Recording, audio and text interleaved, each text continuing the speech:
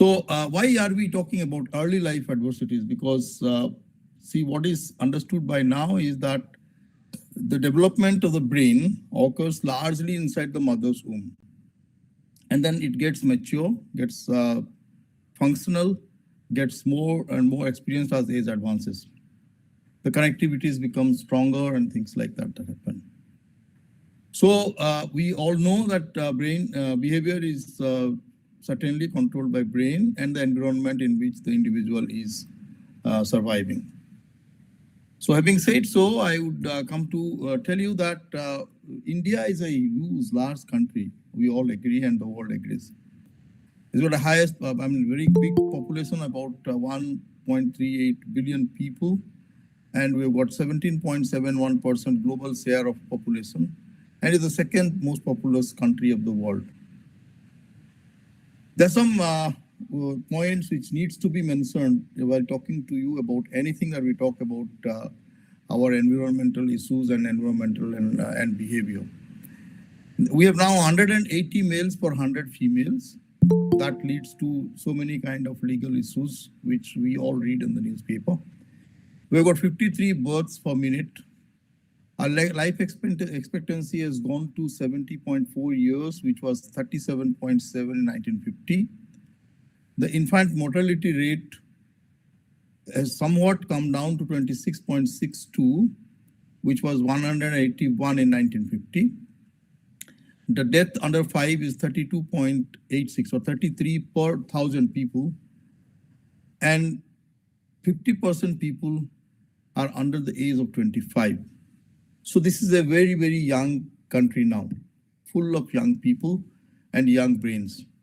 And what the brain has, everybody knows this, but just for people who would not be knowing much about the composition of the brain, I have just made one slide for you. There are 100 billion nerve cells interconnected through a million of billion connections. Connections add up to 3.2 million kilometers of wiring, and it is packed inside 1.5 kg of tissue mass, which is more or less 2% of the body weight. And it looks like the last frontier of the body to understand is just because of 2 points. I said there are 100 billion nerve cells, and nerve cells cannot survive alone. They all need connections. And they have connections between neurons, between one neuron getting connection from many neurons and many neurons getting connection from one neuron, ending up in wiring connectivities of 3.2 million kilometers. I just, for the students, I can ask you one question. Can you imagine your household may not be having even 1 kilometer of wiring. And to do that 1 kilometer of wiring, you need at least 5 people working for 10 days or maybe 15 days to do the initial wiring. And to maintain it, you really need hours. Imagine a brain which has got 100 billion points, and all the points are connected to many points. And all this wiring, all this jumble up is consisting of about 3.2 million kilometers of nerve fibers or axons and dendrites. And above everything, all this is packed into 1.5 kilogram of tissue mass and then functioning right from the early stage of pregnancy to death. And right till death, the entire brain is not dead. The entire brain is not lost. Only a portion, a small portion of cells are lost, or small portion of connectivities are lost. That means this is a wonderful machinery sitting on our head, which needs lots of attention. And a machinery like this has to be born and then continue living inside your head for 60 years, 70 years, or maybe 100 years, will definitely need to be carefully made. And when it is made when the fetus is there inside the mother's womb while it is developing. And what happens next? Immediately after birth, during the early stage of your development, all sorts of connectivities, understandings, learning, memory, lots of synaptic connectivities and things happen, which are then maintained throughout the life. So this pregnancy time and the early is when the brain is maturing or getting set for the entire life is a very critical time. And it has got several critical windows. I'll come to a slide and show you why we call. Because during this process, when I come to that slide, I'll tell you during these critical points, specific activities occur. And these activities are extremely essential for anything to happen. What are the cells inside the brain? They are neurons. We listened about neurons a lot. Everybody knows about neurons. But many people do not know that there are other cells also inside the brain, which was considered till 1995, 2000. People were thinking that these cells are just packaging cells, the helper cells inside the neuron, like the astrocytes, the microglia, the oligodendrocytes. And now we understand that without these glial cells, the neurons are nothing. They cannot do anything in the brain. And now more and more it is coming up that the glial cells are more responsible. The glia is more responsible for the brain function than the neuron itself. What do they do? The astrocytes are the biochemical support to neurons. They help in maintenance of the microenvironment, repair process, release of gliotransmitters, and synaptogenesis. What the microglia does is that the immune cells of the brain, they do the scavenging of infectious agents, synaptic pruning and modulation and maintenance. What the oligodendrocytes do is they are very essentially required for the neuron to perform its activity, to see the axons, they do the myelination of activity and then provide support and inclusion of to axons and in the CNS. And similarly, in the peripheral nervous system, the Schwann cells do the job. So these glial cells also play a major role in neurons, and during my talk, I'll be talking a little bit more about the glial cells because I'm working on these cells for a pretty long time. Now, coming to the mental health part, the behavior part, there's a very interesting survey of National Mental Health Survey that was done in 2015-16, just about 5 years back, by the Ministry of Health and Family Welfare, with the help of implemented by National Institute of Mental Health Neurosciences, Bangalore. I have taken a few interesting points, interesting slides, graphs from this report, and I'd like to tell you why this study, this area is very important for us. See, the mental disorder contributes to substantial disease burden in India. Any mental disorder, if you look, it's not exactly a percentage, but it's a weighted percentage. That is a percent that we say in terms of is a relative term. And if you look into that, any mental disorder, 10.6% people have got any kind of mental disorder you could think. And amongst that, the tobacco use disorder is perhaps the most prevalent, 13.1. And to my utmost surprise, what I really feel, I should say it or not, but people like Amitabh Bachchan, Sachin Tendulkar, everybody is advertising now about substances, which they are not advertising for the tobacco product of that substance. But in that same name, tobacco products are also available. People have been eating tobacco, consuming tobacco like anything in our country. And what Professor Srivastava was telling yesterday, a large population of the cancer patients are there because of tobacco use. And there are other substance disorders which is much less, but if you come to, say, mood affective disorder, depressive disorders, and neurotic stress-related disorders, these are very high in our country. If I just summarize this, you'll come that depressive episode and recurrent of depressive disorders is only 2.6% of people amongst those 17%, not in the total population, I tell you. The agoraphobia is 2.3%, intellectual disability, of autism spectrum disorders, phobic anxiety disorders, and psychotic disorders. These are very common in India. If you go to the study, the report, there is a very interesting data which says the comparison of prevalence of such mental disorders in rural, urban, non-metro, and urban metro populations.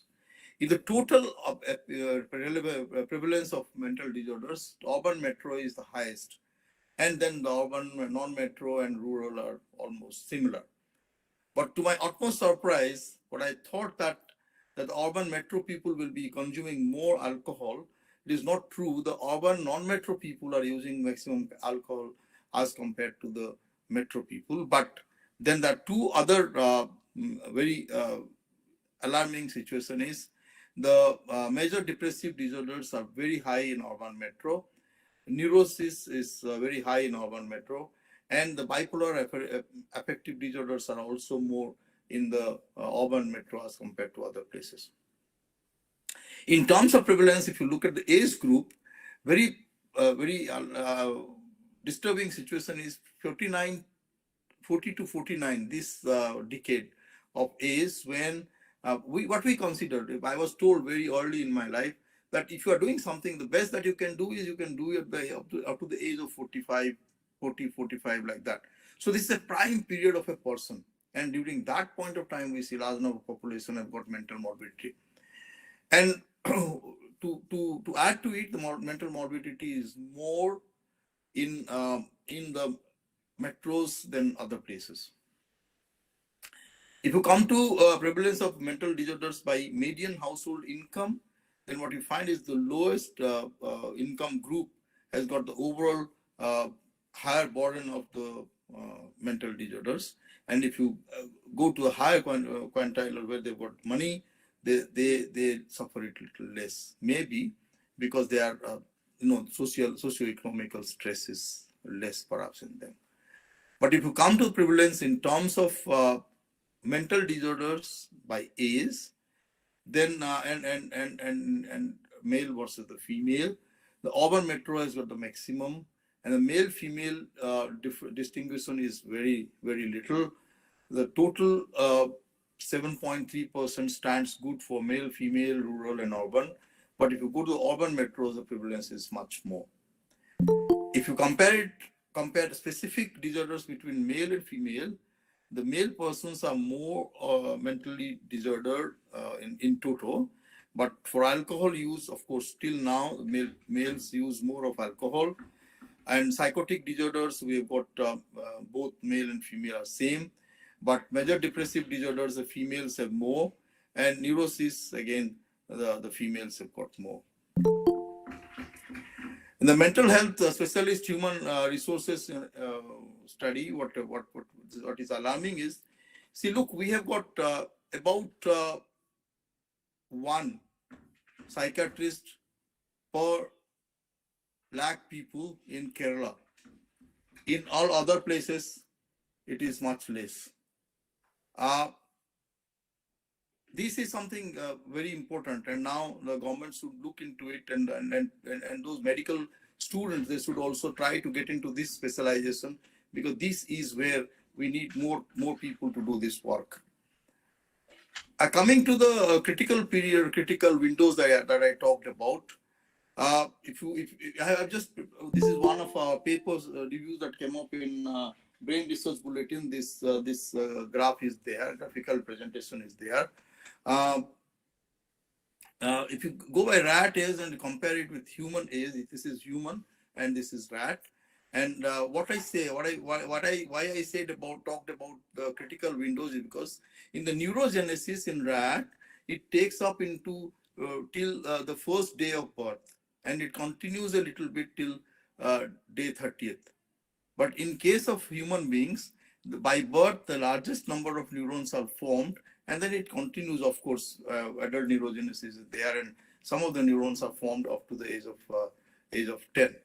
But large number of neurons are made in the mother's womb.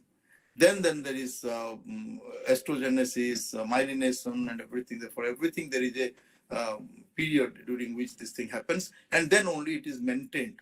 Afterwards, it is just maintained. So the critical time point is when, if you take the human life till birth in the mother's womb, largest number of neurons are formed. The neurogenesis is covered during that time. Of course, it continues till one year of age, and then further as also as adult neurogenesis.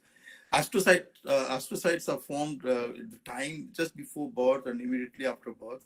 Myelination continues till 1.5 years of age, and then it is maintained.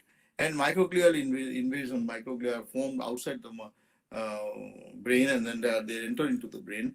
That continues from the middle of the pregnancy and continues till 1 year of age. So that is what I say, that the first 2 years of human life, the child, the baby life, is extremely essentially important for the future efficiency or mental efficiency of the child or the individual. So these are the periods of brain growth. If anything happens during these particular days, the time of pregnancy or immediately after birth in the children, what will happen is there will be some permanent damage to the brain, and these damage will continue to be there, and they will create difficult situations. Now, what happens? Early life adversities lead to neurological disorders, and this one slide should be finishing my lecture, but then I'll give you a few examples from our studies also. There can be many things happening during pregnancy. The first thing can be there could be maternal immune activation. There could be any kind of disease or infection during pregnancy. This is what is called, we call this prenatal, and this is postnatal, and there is a perinatal point. So starting from prenatal to postnatal, the entire period is very crucial and critical. But I would specifically talk about this prenatal point and the perinatal point, this time point, when things are really, really difficult to be taken care of. Any kind of maternal immune activation, the maternal malnourishment, say for malnourishment could be unavailability of the micronutrients, unavailability of protein, or substances that are essentially required for building up the brain. And then maternal smoke. Obesity also plays a major role. If the mother is overeating and is an obese mother, then they also can affect. The maternal smoking, alcoholism, and drug exposures to the mother during pregnancy, before pregnancy, and diabetic mothers, HIV, hepatitis, all these will be contributing to the prenatal and perinatal point. Immediately after the birth, there could be other things happening. A defective childbirth or injury during parturition, bacterial and viral infection, poor hygiene, malnourishment, congenital disorder. These are all very common in our country. And I believe there would be very few people who would say my child was not exposed to a viral fever or a bacterial infection immediately after birth. Then child abuse is one thing very important. Parental separation and violence. All these lead to mental disorders, and they contribute towards the brain malformation, leading to what? Leading to abnormal cellular networking. I told you that there's a huge networking there, and any abnormal networking could cause damage to the functioning of the brain. There could be a compromised brain development. The number of neurons could be less. The glial activity could be different. There could be inflammation. There could be cellular degeneration, and which cannot be taken out by the scavenged out by the microglia. There could be accumulation of pro-inflammatory cytokines, which makes the brain triggers the brain to get into inflammatory states quite often. And that could lead to accelerated aging process, changes that appear with age. Old age could start appearing in adult age. There is a social isolation. There could be mood disorders. There could be anxiety disorders, depression, and poor cognitive activity. And cognitive activity includes learning, memory, and those spatial cognitive activities, executive function, and everything. So an individual, what he should be, and he could not be. That is the condition that comes to that. And that leads to neurological disorders like schizophrenia, Alzheimer's disease, bipolar disorders, etc., etc. We have been coming through this kind of news all over the country, and because I'm sitting in Madhya Pradesh, I am more concerned about my own state and the country at large. And India, under 5 death toll worst in the world. That is what I said. The children dying before the age of 5 years was the maximum in Pakistan, and the second was India. Now the situation has changed a little bit. Every time there is a study, a little bit of change is coming. Now perhaps we have come to third or fourth from the bottom. The 2.3 crore children in India were malnourished. This is something about 216, 17. When of course we found there's a fall in the population, malnourished population of children, but then again there was a hike in that. There have been news like there's one place called Shiopur. Malnutrition deaths were very prominent and rampant at one point of time. So people said it was difficult for Madhya Pradesh for children to survive. Then now it's the latest, this month's news was infant mortality rate higher in rural areas in India than in the urban areas, and the gap between rural and urban was 65 and 35. So you can imagine how bad a situation could be. That was the data of 2009. And just recently, there was one newspaper who said in this state particularly, 46 people out of 100 children born to malnourished mothers, and then followed by another span of malnourishment or undernutrition, kills 46 children. So this is a global hunger index. In 2019 was the last one we have. And that also we have come to understand that protein malnutrition is worldwide public health problem affecting millions of people in underdeveloped and developing countries. And Indian Global Hunger Index was 28.5 in 2016. Surprisingly enough, again it is going up. Now in 2017 it was 31.4, and 2019 it was 30.3. The maternal protein malnutrition affects the neurological and intellectual development of offsprings, leading to motor, behavioral, and cognitive deficits of the later life. 36% of children under age of 5 in India are undernourished or underweight. There is a lot of wastage, there's a lot of stunt growth of the children, and India is thought to be home for 40% of the world's underweight population of children. They say every third malnourished children in the world is Indian, and every third child in India is malnourished. But exactly the term malnourishment, my next slide will speak a lot about it. But then malnutrition, maternal malnutrition particularly, maternal protein malnutrition particularly affects the neurological and intellectual development of offspring, leading to motor, behavioral, and cognitive deficits in later life. That we have been studying for almost 2 decades now, and a lot of publications have come up out of that. Social and economic development of a nation is indexed largely by its infant and child mortality rate. So we are falling behind in that. India has not achieved the Millennium Development Goal. One of the major factors for that has been antenatal dietary status of the mothers and mother's health, largely dependent on biological, socio-economic, and environmental factors. Infant mortality is more in rural areas, and it's prevalent there more in the scheduled tribes. And what was the mental health sustainable development goal? The target 3.4 was by 2030 will reduce by 1/3 premature mortality from non-communicable disease through prevention and treatment of promote mental health and well-being. The world has grossly failed in this with the pandemic, and so I do not know after the pandemic all these statements will change. And if I go back to a little bit of information of 2016-17, when India was having a good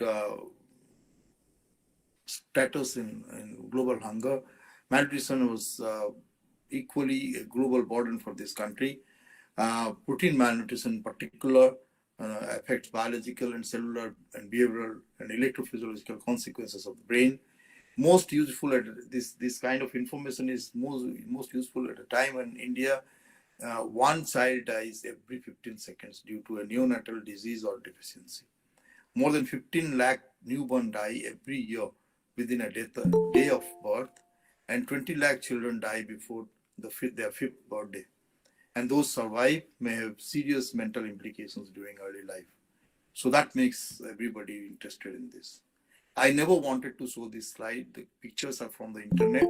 You can compare yourself. Malnutrition and undernutrition in this country is because not only because we do not have food, but also because we do not know what to eat. There could be one reason, could be there is nothing to eat, or there is so much that we do not know what to eat. So both ways we are getting malnourished. And this is one segment on my on your left side. See the poor, the poverty level where people really do not get food to eat. They are not only malnourished, they are thoroughly undernourished also. So it needs awareness, availability, and affordability that will make life much easier for everybody in this country. The two basic aspects of early life challenges, one is malnutrition, the other one is infection. I told you that in our country, postnatal, I mean perinatal and postnatal infection is very rampant, very common. That could be recovered by by two ways. One is the hygiene, and the other is the mother's or maternal health and therapy.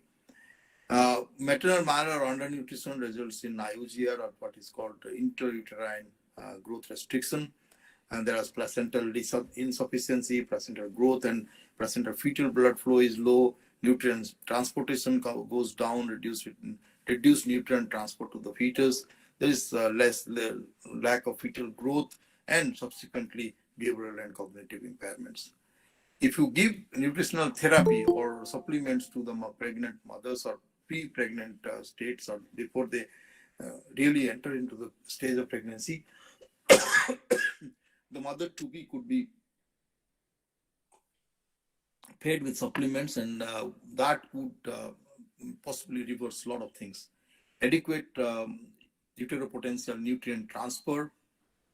There could be placental growth and development will be good. Nutrient delivery will be good. The fetal growth will be good, and there will be improved behavior and cognitive abilities. That all these have been studied in our lab using the rodent model, the rat model, and the data has been very encouraging. See, this is very few slides on our research work, because I know I'm having very little time now, possibly 5 more minutes. So this is how we model the rats. You could see these two children sitting over here. They're 2-year-old human babies.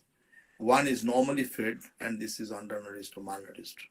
You could understand the difference between them, and you can see this is happening in our rat model also. This is high protein fed or normal protein fed rat, and this is a low protein fed rat at the 21st day after their birth. And after 3 months age, this is the normally fed rat, and this is a malnourished rat. You can see the difference between the two.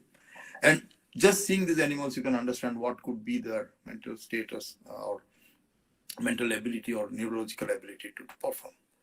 So these are some of the papers that came up from our slow physiological growth or intelligence, or impaired temporal astrogenesis, things like that. So what happens? Maternal protein deprivation induces reduced population, low colonization of turnover glial restricted protein populations and things like that. And these things actually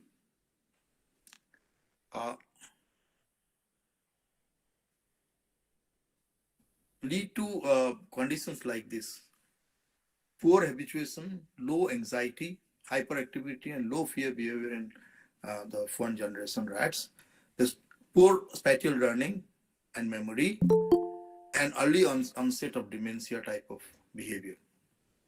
It appears that neurodevelopmental disorders, long assumed to be a result of neuronal pathogenesis, share an underlying etiology of astrocyte and oligodendrocyte functions following any kind of malnourishment or early life infections and things like that. So we have made some studies. I do not get into the details, but what we We've done this cliff avoidance test, surface writing test, and inclined plane test. All this says there's a reduced risk assessment of behavior and indicative of impulsive behavioral profile in neonates following maternal protein malnutrition. What is very common following any kind of malnutrition status is that in a child, what you see is we call about attention deficit hyperactivity disorder, where the child is hyperactive and doesn't let other people perform anything in presence of him. So we tried this in the rat model. If it's a normally fed mother, pop onto the normally fed mother, doesn't show the hyperactivity you see this here. This is a open field instrument. What we do is just leave the animal here and let it move around. A normal rat would be resting, grooming itself and doing too many things in the side areas of the chamber, and the hyperactive rat will be moving all around. There's a lot of studies then done on this. We do a square analysis. What happens when the rat is in the corner, when it is in the center of the floor, everything. That's a long story. To cut it short, I say early life payment results in hyperactivity behavior phenotype in these animals. There's one other thing that I like to show you, that in a what we call the elevated plus maze. There's a plus maze above the ground, and there's two arms. One is the open arm. There's a closed arm. Closed arm has got a wall on the side, and we all know the rat always prefers to be inside something on the darker side of it, or the closed arm side. So this is a high protein group, and it's a low protein group in the 3 months age and 6 months age. I'll try to play these videos while I'll be talking. And let me start the videos here. There's a lot of things happening in this. See, this green will disappear now. You can see the animals very clearly. Yeah, see, this is moving. The rat is there. This one, the red spot. You can see this moving. See what happens. These animals are the LP group animals are seen more on the open arm as compared to the normal control animals. Control animals are not anxious. They do not have anxiety. Animals who do not have anxiety will remain inside the closed arm. They will be happily living there. But those who are anxious enough, they will be coming out to the open arm. You can see this. These are the LP animals. You can see how long they've been living in open arm here. See how long. But if you compare this with the control ones, they see this one is still in the closed arm, sitting inside this, and this is spending more of time in closed arm than entering into the open arm. So this shows the hyperactivity, less fear and anxiety, decreases risk of assessment and avoidance behavior in the low protein fed pups born to the low protein fed mothers, and suggestive of neuropsychiatric phenotypes. This will go continue like this, but just you can see this now. They are spending more different kind of. So this is just the same thing in a different way. After the experiment is over, these are the group occupancy plot. Like we've taken 6 animals per group. All the group animals, how do they behave? So this is the LP animal. You can see they go more into the open arm as compared to the HP, in which they live inside the. Similarly, we go to spatial learning, which is a very good parameter to study for Alzheimer's disease and Parkinson's disease. This is a normal animal or control animal. See, we'll leave the animal here. I'm sorry for this bad presentation here. But then see, this is rat. This will come. This is a, yeah, see, it has come to it now. Yeah, how much of time it took? Very little time. And compare this with a 6-month-old low protein fed animal. Left the animal here now. Yeah. See, this will keep moving. See, it took only a few seconds to reach to the escape, and this one is the path efficiency and time taken, latency to reach to the rescue is much less in the control animals than as compared to the low protein fed animals. See, this, what is this Morris water maze? Those students who do not know this, let me tell you, this is a water tank. There is one stays here, which is inside the water. It's not visible from outside. The animal is left here, and the animal has to find out this and get the rescue. See, this is going very close to the target quadrant, but then target point, but then it doesn't really find it. These has this follow this after so many times of training also they perform that bad only. And if I run this again, see this how little time it takes. I'm sorry, this green color is distracting. They see this is the animal left. See, the animal is going now. It will go straight and sit there. Okay, done. But this animal is still going around. This actually speaks of the impairments that leading to Alzheimer type of pathology or Parkinson type of pathology or dementia. The track records, if you see, this is like this. The high protein animal, you leave it here, it goes straight to the target across the age, up to 18 months of age. But if you do it in LP, it goes on rotating or goes on moving and moving. It will go close to that, but still it will come back again. Or it will reach there after a long target movement, track movement. So this is what it says, that they have got a issue there. And if you come to the morphology of neurons, this is a normal control. You can see the aberration of neuron as compared to that. You can see in the LP, the aberration is much less. And what I said, if you go give a nutritional supplement like spirulina to the malnourished animals, see this is what the difference between the aberration here and here, aberration here and here. And similarly, it does help in the normal animals also. And improved dendritic arbor complexity in terms of enhanced dendritic intersections from soma at 20 to 200 micrometer could be seen, and that compared to LP F1 generation. So to conclude and say collectively, spirulina, particularly in any kind of nutritional supplements, particularly like spirulina, it's a homeostatic controller of brain environment, and particularly rescued the oxidative damage, reactive glasses, and things like that, which could be contributing factor in advanced amyloidation of behavioral studies. We keep ourselves happy. Statistics, one thing, it can make you feel happy in your experiments. The way you want to say, you could make a graph like that. And possibly it is easy to make yourself feel little happy by looking into those graphs. And very recently, just this month, 24th to 27th, a series of graphs were presented after the analysis by Atul Thakur in Times of India. And we said 5 ways India is healthier now, more healthier than 1990s, 1947. But then I'll tell you the other side of it. We were, the median age was 21 in 1950, and now it is 28. But compare that with the countries like China and US and the UK, where the median life is 38, 40, and 38. It's something good to be happy, but I don't think there's something very good to be very happy, because UK had 35, has come to 40, and we were 21 and we have come to 28. So my personal target would be 40, and will take lot of efforts to reach to that. The fertility rate has also gone down. That tells us that our population will be less. But then it largely is due to that our socioeconomic compulsions have made people not to go for more than one baby, or some of them even don't go for a baby, leading to a situation that we now have got 2.2. The fertility rate is 2.2, which was 5.9 in 1950. So definitely we have reduced a lot here.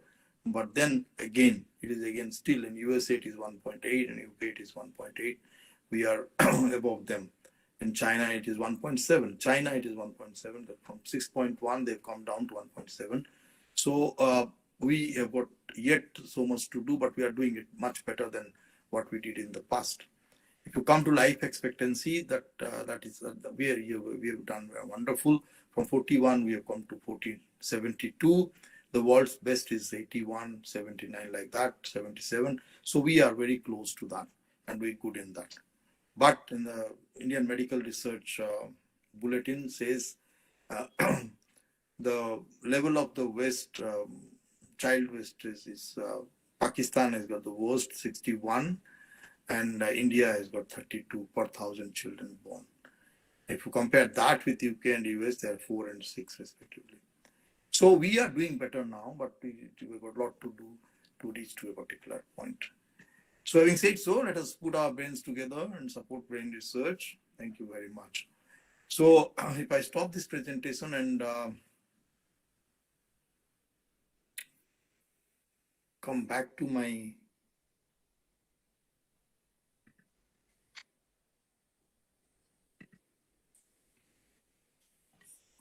I stop presenting.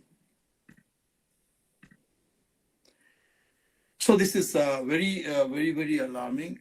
In addition to this, we got a lot of work done on possible impact of multiple stress during pregnancy or perinatal life, how it is going to affect our behavioral pattern in the adulthood. And schizophrenia is one thing that we have come across, which is very dangerous in our country now.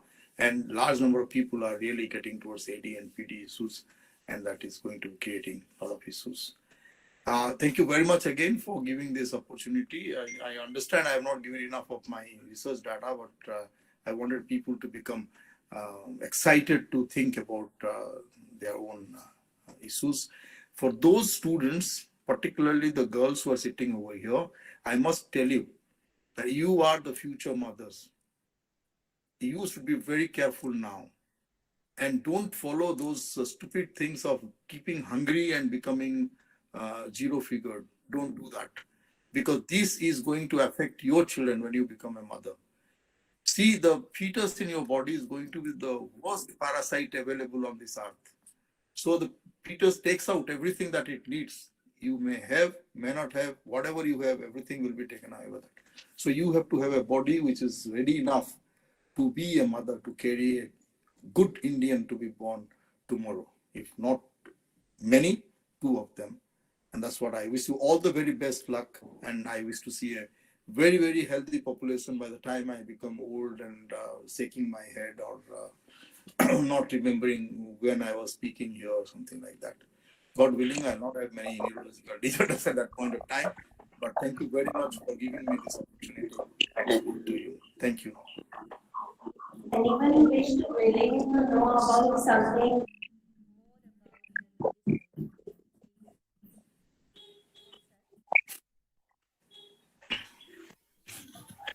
Sir, I have one question. Yeah. Sir, what is the perfect time to perform the behavioral analysis? After certain days of treatment, first we have to induce the disease, then we have to treat that particular disease. Then after what days of treatment that will be suitable for the behavior analysis? Not like that. It's not like that. There cannot be one specific answer for this. See, you are exposing an animal to something. You have to first find out what is the best time when this substance is creating any damage to that individual. So you cannot be saying that for one thing, there's a protein malnutrition, you can go on doing it throughout the life. But if you give cannabis or you do a substance like something which leaves very short inside the body and gives an effect that just vanishes away, then that timing will be different. So there cannot be anything like that. But there are specific, say for example, if you want to do a Morris water maze, you cannot do on pops. You have to wait for 3 months to do it. But if you want to do cliff avoidance, it has to be done in perinatal and postnatal animals only. You cannot do it on adult. So it depends what kind of experiment you want to do, what kind of test you are trying to run, what it is. The question, what is your question? Dependent on that, you have to do this. Okay, sir, after how many days of behavioral analysis that will be suitable for the sacrifice? Behavior analysis may lead the animal into stress. So 24 hours. Okay. Thank you.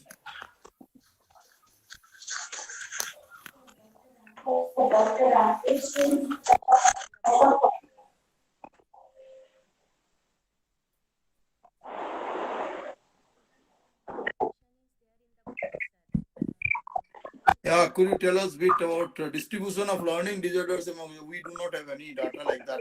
To my mind, I do not have any idea like that. Distribution pattern we do not have.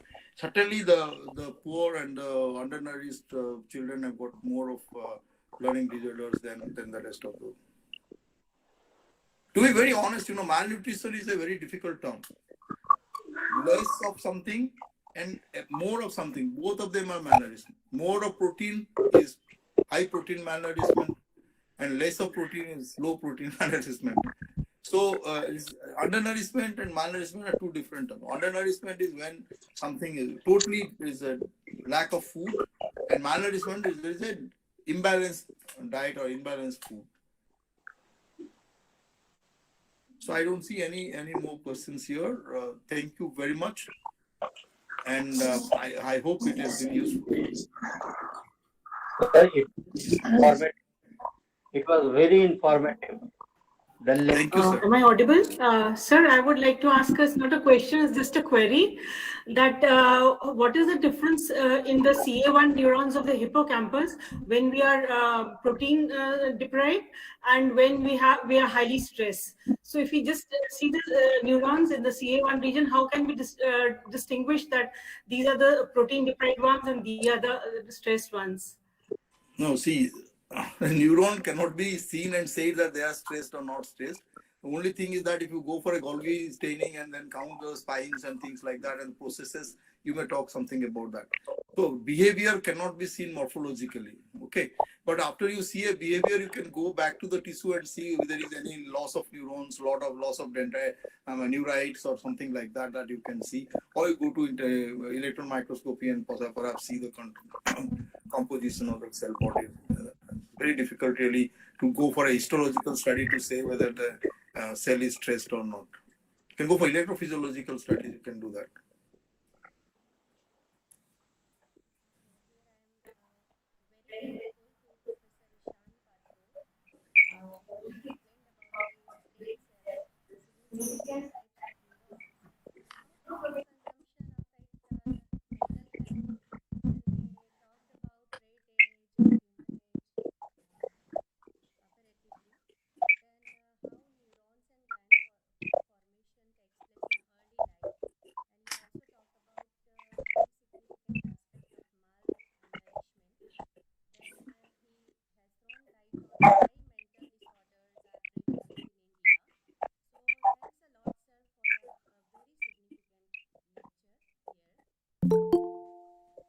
Thank you. Thank you so much, sir, for being with us. Once again, I request Professor Subodh Jain, sir, to give a vote of thanks or thank you to the Patro sir for such an interesting lecture, sir. I think UC Shrestha sir is trying to say something, sir. Yes, I made one small comment that it was very informative, and it will be very useful for the students also to know about the stress and what is going on inside the brain. That is very nice. I really appreciate, and I have heard. Thank you, Professor Patro. From my side also, I am very happy to listen to that. Very informative. Thank you, sir.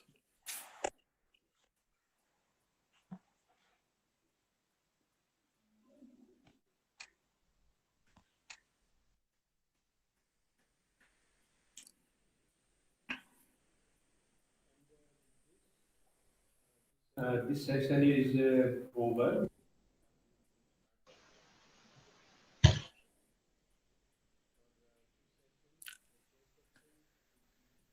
So can I leave the forum now because today is 30th.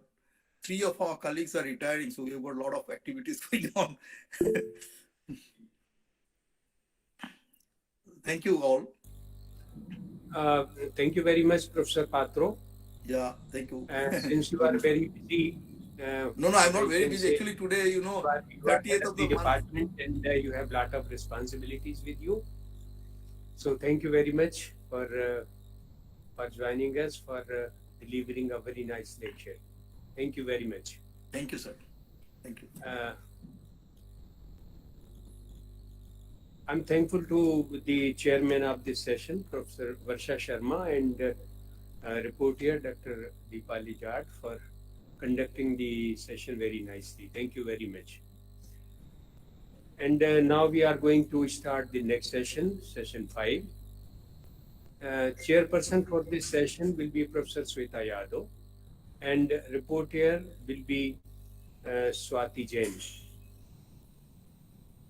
And the speakers of this session, the first speaker will be Professor Suman Jain from All India Institute of Medical Sciences, New Delhi. And the second speaker will be Dr. Rakesh Sen Gupta from SR University, Warangal, Telangana. So over to the chairman, Professor Sweta Yadav, please.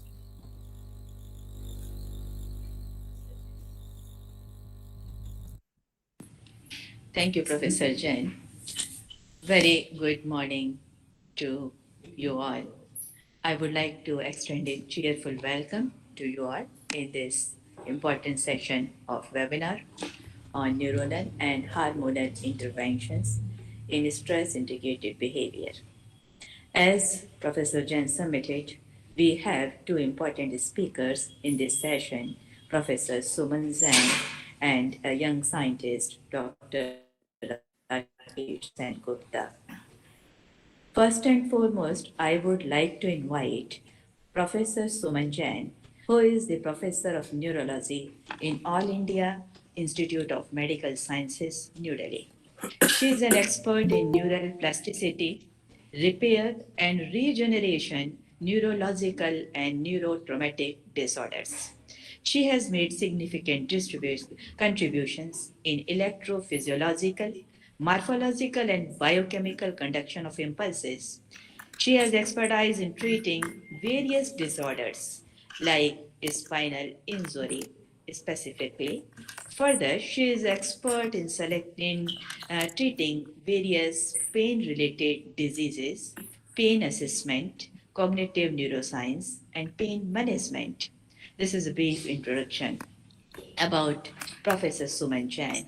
There are many more things credited to her account due to limited of time availability. I am briefing it shortly. Without losing much time, I would like to invite Professor Suman Jain to deliver a talk on role of sucrose ingestion and magnetic field exposure on noxious, stressful stimuli. Now it is over to Professor Suman Jain. Good morning. Good morning, everyone. Thank you, Professor Shweta. Professor Suman Jain, can you? Yes. Good morning, everyone. Am I audible? Good morning. Yes, you are audible. Yes, you are. Okay. Thank you, Professor Shweta, for the nice introduction. Thank you, Dr. Subodh Jain and the whole team for giving me this opportunity to speak in the International Symposium. Special good morning to Dr. Patros Sin. I can see him. So, hello, sir. How are you? It was a pleasure to listen to you. I ensured that I listened to your talk once again. So, nice seeing you virtually. But I'm sorry, I have to leave in between. Never mind, sir. I was just waiting that I can say hello to you and then maybe now it's okay. So, I'll share my presentation. Just a minute.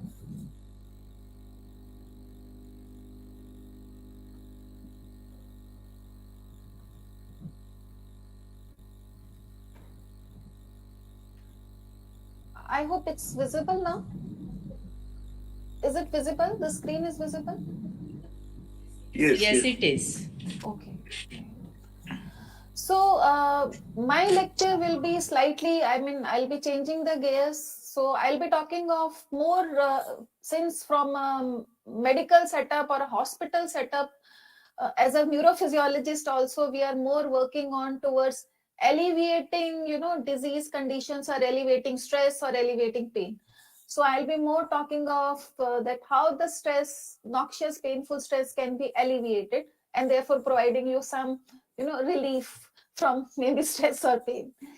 So my talk will be more focused on role of sucrose ingestion and magnetic field exposure on noxious, stressful stimuli. And so I'll be briefing about pain and stress, and then studies which have been done using sucrose injections and how magnetic fields have been used in patients or for animal models to alleviate pain.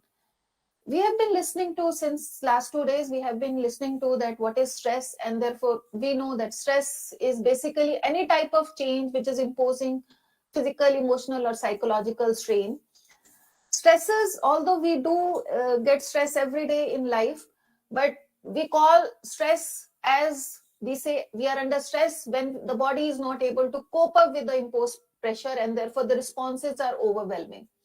Now, these stresses could be some internal, and therefore a fear or guilt or greed can also result in stress. And it could be external, like very noxious cold. So at least in Delhi, as the cold is increasing, we are feeling uncomfortable. And maybe the body is trying to, react to that changing environment.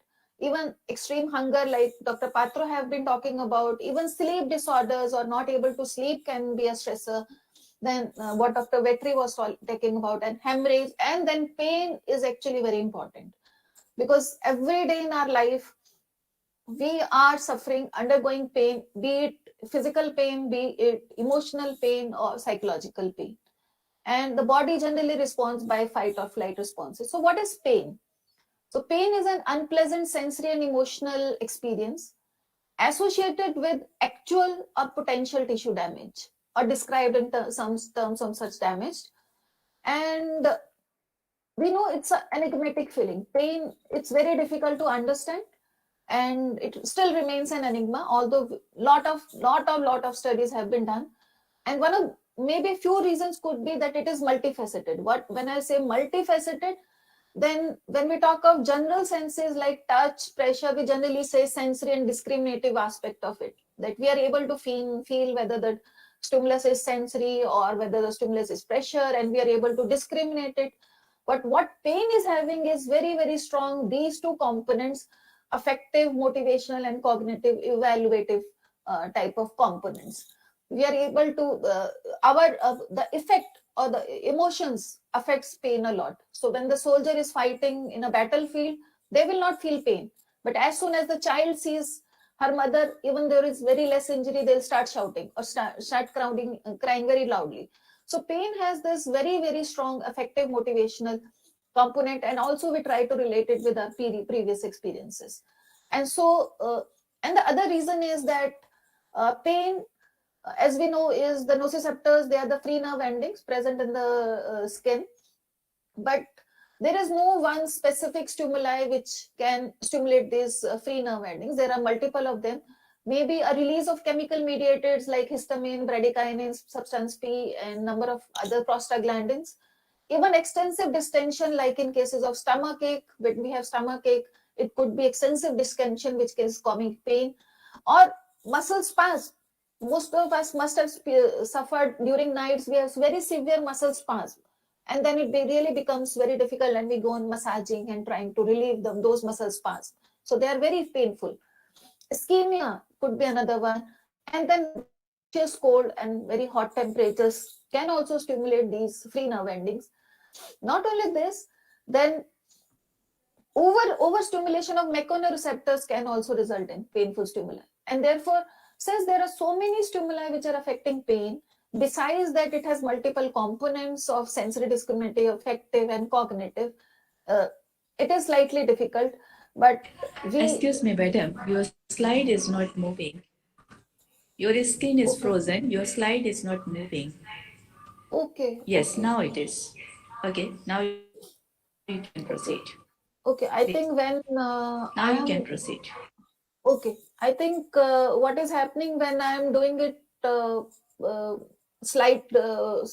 slideshow, then it is not projected, but I think So I will not do slideshow. I'll just project it from here. Is it moving now? Yes. So, okay. And I can Yes, hear now it why. is clear. Okay, okay, okay. So what I was saying that pain is multifaceted, and it has multiple components and very strong affective, motivational, and cognitive evaluative type of components that make it, you know, very distinct from other type of sensations. Besides that, I will okay. I think the issues. Okay. It's fine. Okay. You can proceed. So that the receptors, the nociceptors, they are responsive to multiple stimuli, and therefore adding to the complexity of the pain. Then if you talk of the pain pathways, then there are two types of nerve fibers, one causing fast pain, the other one causing slow pain. And then besides relaying into the somatosensory cortex, which most of the sensations do, it also relays into multiple areas in the brain of the limbic system, and even at the level of the pons or the medulla. And therefore there is a pain matrix which is involved in processing of the painful information and the perception of the painful stimuli.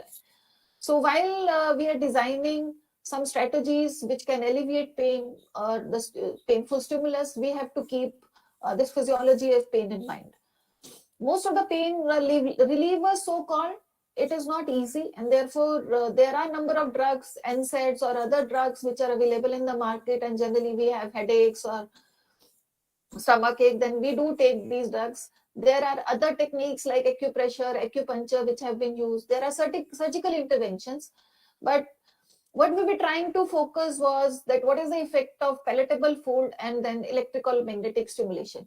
Now, why I'm talking of palatable food is that what we observed that generally in the neonates, minor surgeries maybe, or just venesection, or maybe taking out blood for estimation, doing maybe different type of blood test or immunization, even vaccination, or during the time of vaccination, most of us must have observed this also or have this experience that if you give milk, the mothers generally give milk bottles which also have glucose in it, or if you give a chocolate, then they do not feel much pain. So this, we call this as sucrose induced sort of analgesia, and it is being reported, also scientifically reported, that this type of sucrose induced analgesia can last for 20 to 30 minutes, and this involves release of beta endorphins. So when we are taking this palatable food or sweet substances, it releases endorphins, which causes analgesia. So what we were trying to aim in our studies was that what are the long-term effects of ingestion of sucrose. So if you're taking sucrose continuously for longer duration, so if you're continuously eating or drinking sucrose or sweet waters, then what is the effect? Does it results in analgesia, prolonged analgesia will persist, or what happens?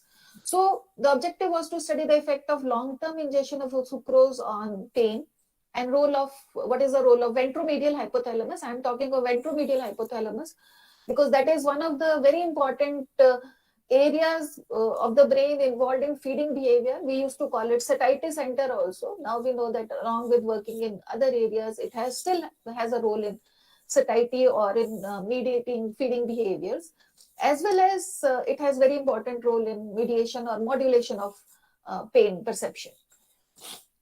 So this was the study design. So we conducted this study for 5 hours. So this study was conducted for 5 hours, and we start giving sucrose to a group of animals, and then we did pain test at 0.25 hours, 1 hour, 3 hour, and 5 hours. And there were 3 groups. In one group, we gave only water. In the other group, we gave sucrose. And in the third group, we gave saccharin. Now, why we gave saccharin was because, as we know, saccharin is basically a sweetener. So it is not providing as much calories as sucrose provides. So we wanted to see that, wanted to understand that whether the effect of sucrose in causing analgesia, is it due to the sweet taste per se, or is it because that the calories which has been added, that is somehow contributing to release of endorphins and therefore analgesic responses. So therefore we had these three groups: water, sucrose, and saccharin, and then we conducted number of battery of pain tests in rat models. So the parameters which were recorded for phasic pain was tail flick latency. So this is a thermal stimulus which is provided to the tail, and we record that how long it takes for the animal to flick its tail. Okay. And then this is a hot plate test where there is a plate which is raised to a temperature of a noxious temperature of a 52 degrees Celsius. And then we see that when the animal is, withdrawing its hind paw or trying to escape from this chamber. Then these are threshold which are giving electrical stimulus. This is one test, tonic pain test as we call it, which results in pain which is persisting to approximately 3 to 4 hours. So we inject a chemical formalin in one of the 4 paws, and then we do behavioral scoring. So so we also recorded the various physiological parameters, that if the animals is taking sucrose or saccharin, whether there is any difference in their feeding behaviors or body weight.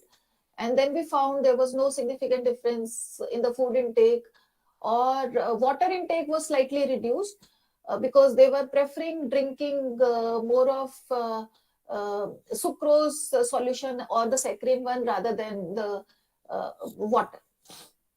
Then sucrose and saccharin intake was more or less similar. There was no change in the body weight, and blood glucose concentrations were also similar in all the groups. So there was no effect of taking sucrose and saccharin per se on the general physiological parameters. So when we recorded tail flick latency, so this graph particularly I'll slightly explain in detail. So like I was saying, the animal is restrained, and this is a tail flick analgesiometer. So animal is restrained and its tail is kept outside. Now this tail is placed on a photoelectric element which provides thermal stimuli, thermal noxious stimuli, and then in front there is a sensor. So when the animal will flick its tail or remove its tail, then this sensor will get activated and the time will be frozen on the display.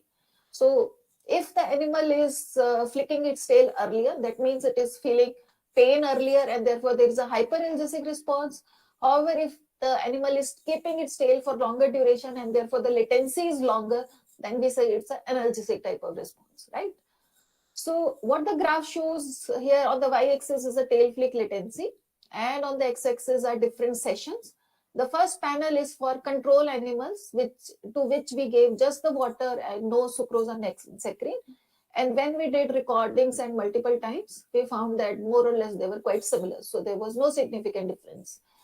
However, when sucrose was given, so the second panel shows that when the sucrose was given, so we gave this arrow I think has slightly moved.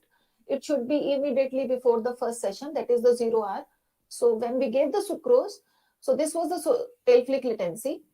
But after a lapse of 0.25 hours, or that is approximately 15 to 20 minutes, we found that the tail flick latency increased. So like I was saying, that if the tail flick latency increases, it means there is an analgesic response. However, what we observed now was that 1 hour, has come back to its normal level. So now this two latencies, which was at the beginning at 1 hour, it was similar. So there was an analgesia followed by eualgesic type of response. And then surprisingly, we observed that after 3 hours and 5 hours, there was a hyperalgesic response. So animal was continuously drinking water or was provided sucrose continuously for 5 hours. And we observed that there was a biphasic response, the analgesia followed by hyperalgesic response. And if you look at the saccharin, when we gave saccharin, then again we found a sort of similar response, although the timings were different, that there was an analgesic response starting from 15 to 20 minutes to 1 hour, followed by eualgesia, and then there is a hyperalgesia. So both in sucrose-fed and saccharin-fed groups, there was a biphasic response, that analgesia followed by hyperalgesia. So when we did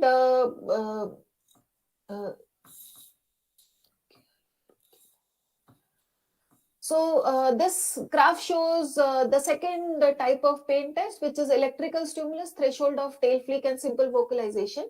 And even in this, we found that in both the sucrose and saccharin fed rat, there was a biphasic response. So analgesia followed by hyperalgesia.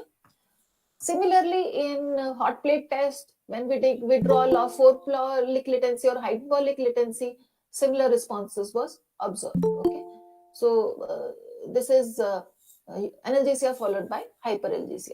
Now, when we did tonic pain, so what this graph basically now is showing, like I was saying, when we inject the chemical, then we do behavioral scoring. So there are various categories. Category 0, which is indicated here with a blank bar, is basically no pain. So animal will not feel any pain. Category 1 is that there is a mild pain and therefore the animal is keeping its paw on the ground very lightly. So it is not using that paw for moving, but it is only mildly touching the ground. In category 2, it will be raised from the ground. It will not use it, not even keep it on the ground. And in category 3, it will be, which is this dark brown color, it will be actively biting and licking because it is very, very severe pain. Okay, so those are the different categories wherein the behavioral scoring was done. So what you can see that, and since this rating is done for 1 hour, so we had done this pain test only at 1 hour, 3 hour and 5 hours, and we could not do obviously at 0.25 hours. So at 1 hour, what you find that in control rats, mostly for 1 hour, they are in the pain rating of 2 and then switching over to sometimes to 3. Whereas when we give them sucrose, then you can see the yellow color is coming. Now yellow color is category 1. So they were having mild pain. So there were episodes of mild pain along with moderate pain and then severe pain. And in saccharin, actually, you can see that analgesic response was quite prominent. However, when you move to 3 hours, then this yellow color is gone. Okay. So now it is more shifting towards 2 and 3. In saccharin, there is some effect is still there, but sucrose at 3 hours, now it is reverting and it is becoming more hyperalgesic because you can see more of brown color. Similarly, at 5 hours, there was a predominant hyperalgesia. So even in tonic pain, we could see a biphasic response, analgesia followed by hyperalgesia. Okay. So from these brief studies, we observed that sucrose and saccharin causing biphasic responses to noxious stimuli with analgesia followed by eualgesia and then hyperalgesia. Okay. So indicating that these sweet substances are actually producing analgesic response for very acute durations or very short durations. So if you're taking it for very long times, then it is not beneficial and actually then it enhances the pain sensitivity. I haven't included, but we also did a study in which even the newborn pups were given sucrose. And then they were provided sucrose and water and food pellets. And then when they became adult, we did check their pain sensitivity. So we found that actually that continuous sucrose ingestion since the childhood days actually result in hyperalgesic responses. So their pain sensitivity was enhanced. So that was a very important, significant observation that if sweet substances are taken in larger amounts for longer durations, then your pain sensitivities are enhancing. So now what, as a physiologist, we also wanted to understand mechanisms and therefore we looked at that what is the role of ventromedial hypothalamus. So which are the areas which are involved. So what we did, we wanted to produce the temporary reversible lesions of the ventromedial hypothalamus and therefore we injected procaine into the ventromedial hypothalamus through a pump. And then again, we did similar design that we had 5 sessions and we recorded different pain tests. Okay. So in this now, if you see the first panel, so this is the saline injected group. Okay. In this, you will find that the tail flake latency was similar across the sessions. Now we injected only procaine into the ventromedial hypothalamus. You can see that the tail flake latency is reduced. So if you're injecting procaine into ventromedial hypothalamus, that means you're producing lesion in the ventromedial hypothalamus, then it results in hyperalgesia. Okay, so the tail flake latency is reduced and it produces hyperalgic responses. Now, if you give procaine, inject procaine, and along with that, if you have given sucrose, then what you find is that there is a eualgesia. That means there is no hyperalgesia, there is no analgesia. So we can interpret this in two ways, that lesion of the ventromedial hypothalamus abolishes sucrose-mediated analgesia, or sucrose-mediated or procaine-mediated hyperalgesia is abolished by sucrose. Okay, so this therefore shows that yes, there is a role of ventromedial hypothalamus in mediation of this. So similar results we found in threshold of tail flick. There was a hyperalgesic response when only procaine was given, and this was reversed when sucrose was given along with procaine. Okay, so this is hypnolatency and this is tonic pain. Okay, so you can see this is procaine group. Now, if you remember from the previous slides, this yellow color was quite high, was quite a lot. But then when you are giving procaine and sucrose, this analgesic responses was reduced. Okay. So these studies, I'm briefly presenting the data. A lot of work otherwise has been done. So this shows that procaine causes temporarily reversible lesion of the ventral hypothalamus, and that's attenuates or abolishes the sucrose-mediated effects, suggesting that VMH has a role in mediating sucrose-induced biphasic pain responses. Okay, so we now know that okay, ventromedial hypothalamus is one of the areas which is involved in mediation of these type of biphasic responses. Now we wanted to see that now if you're taking sucrose, there were studies that in that analgesic response of initial analgesic response for 15 to 20 minutes, endorphins has been released. And so we were hypothesizing that if there is a hyperalgesia after say 3 hours, then we were curious to know that what happens to opioids or endorphins. So what is the effect, what is the role of these opioids in mediating the biphasic responses? For doing that, we did microdialysis studies. So this is a microdialysis chamber. Okay, this is a cage in which you have the animal. Now this animal was implanted with the microdialysis probe, and a week earlier, after 1 week, then we kept the animal into this bowl, and this microdialysis probe was connected to peristaltic pump. So you can see a peristaltic pump, one lead of the peristaltic pump goes to the probe in the rat, and then there is another wire which is collecting the fluid, and then this is collected into a sampling tube. Okay, and there is a swale here so that if the animal is moving, then animal is very comfortable and it can move very easily. And simultaneously, therefore, we were collecting samples after every 30 minutes for 5 hours continuously. So for 5 hours, the animal was in this microdialysis chamber, and at every 30 minutes, the samples were collected for 5 hours. So what did we observe? So this is the time of collection. This is the control rats with no sucrose. This is the rats in which there was sucrose, which were provided with sucrose. And what you can see from general observation is that there was increase in concentration of endorphins throughout. Okay, so there was an increase in concentration of endorphins throughout, and it was statistically significant at 30 minutes and approximately at 2 hours. Okay, so this was slightly contradictory to our hypothesis, because we thought that maybe endorphins will be released initially and then later maybe the concentration of endorphins may be quite less, but surprisingly the endorphins concentrations remained high. So till now, I mean, we are conducting, it's still in the process of understanding, we are still in the process of understanding that why, if the endorphin concentration is still high, that is it the receptors which are altered, or what are the other mechanisms we still have to work out. So as of now, when I'm presenting this lecture, we don't have much explanations, since the finding is, I mean, very surprising and quite new. So we are still working on it, that we are conducting such molecular study to understand that how exactly this biphasic responses may be getting mediated.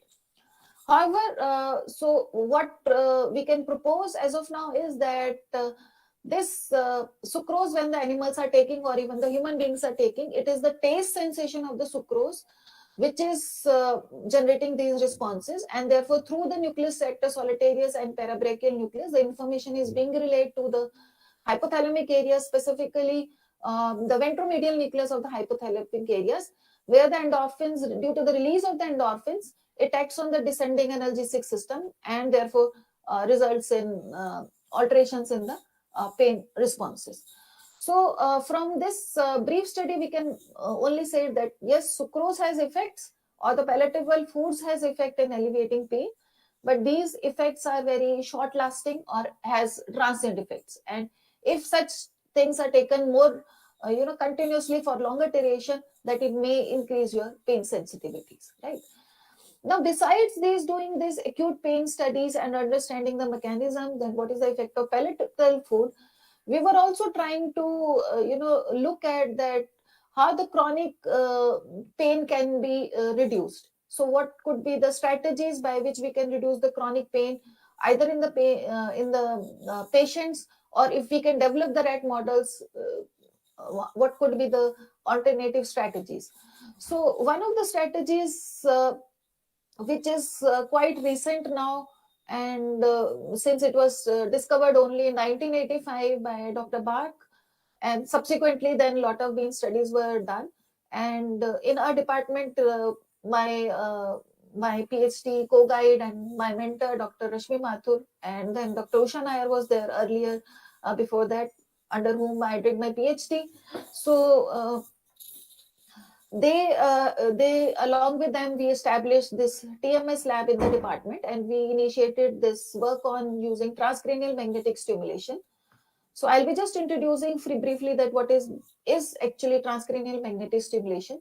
So it is a powerful non-invasive method of brain stimulation. So that is the most important thing, that if you're looking for therapeutic strategies for translation into patients, then it is best that if we can have some non-invasive strategies. So it's a powerful non-invasive brain stimulation type of brain modulation type of technique. It is electrode-less, and it can be used both for therapeutic and research purposes, and generally producing long-lasting effects. The principle is that it is working on the principle of electromagnetic induction.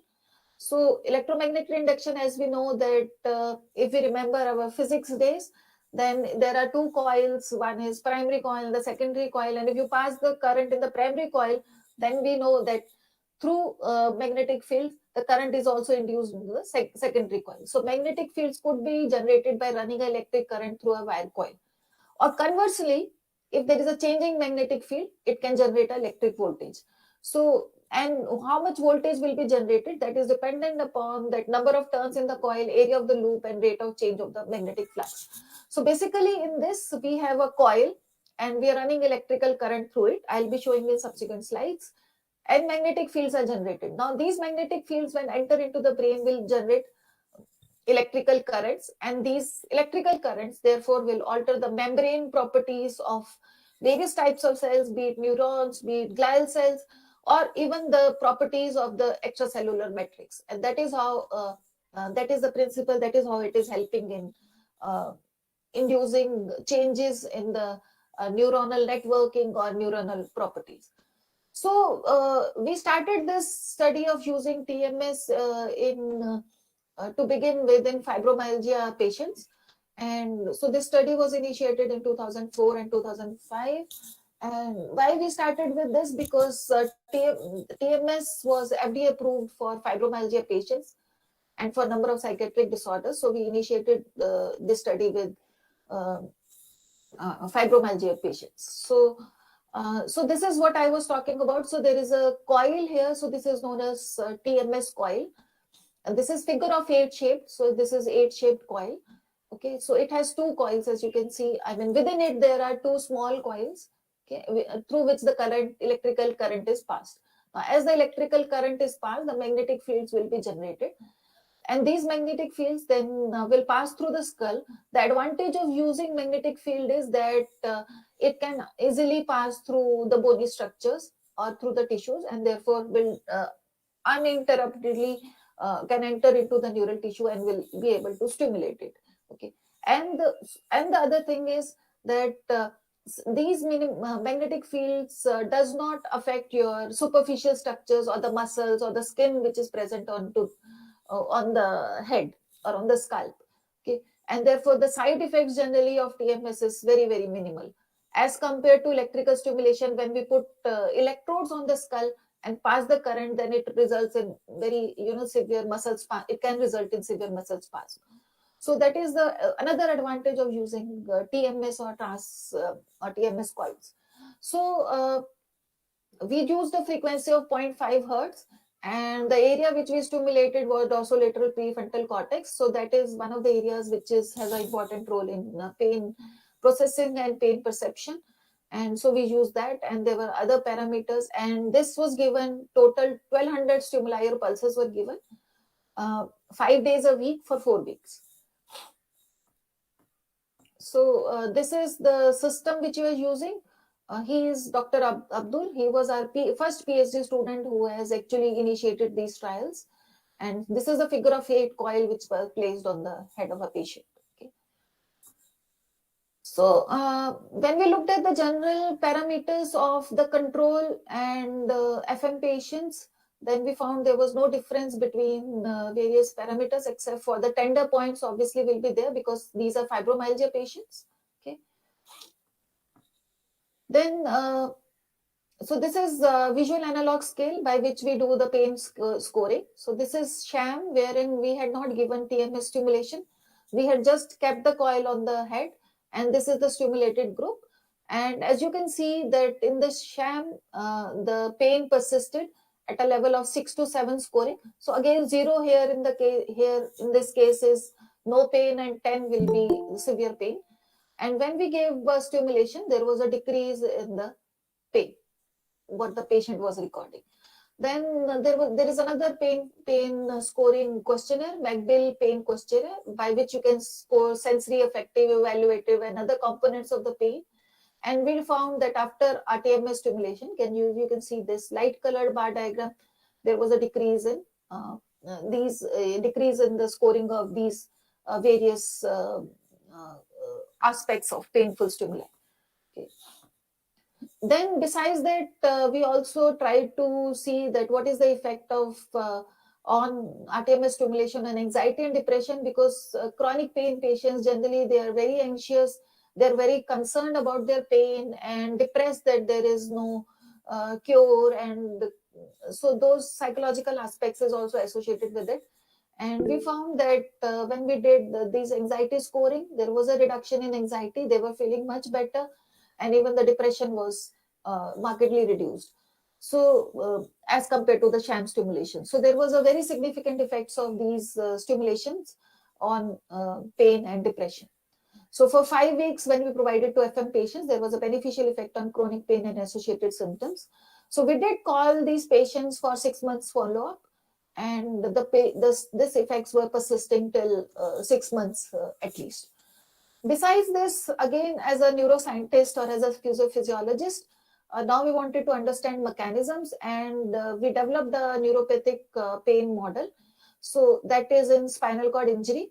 So, and that is my forte also, that so the objective was to study in complete spinal cord injury the effect of magnetic field exposure on locomotion, neuropathic pain, autonomic function, and morphological recovery. So we generated complete transaction model at the level of T30, and then exposed the animals to this magnetic field chamber. So this is a magnetic field chamber. It has 4 coils. It is basically a modified Lee-Whiting coil.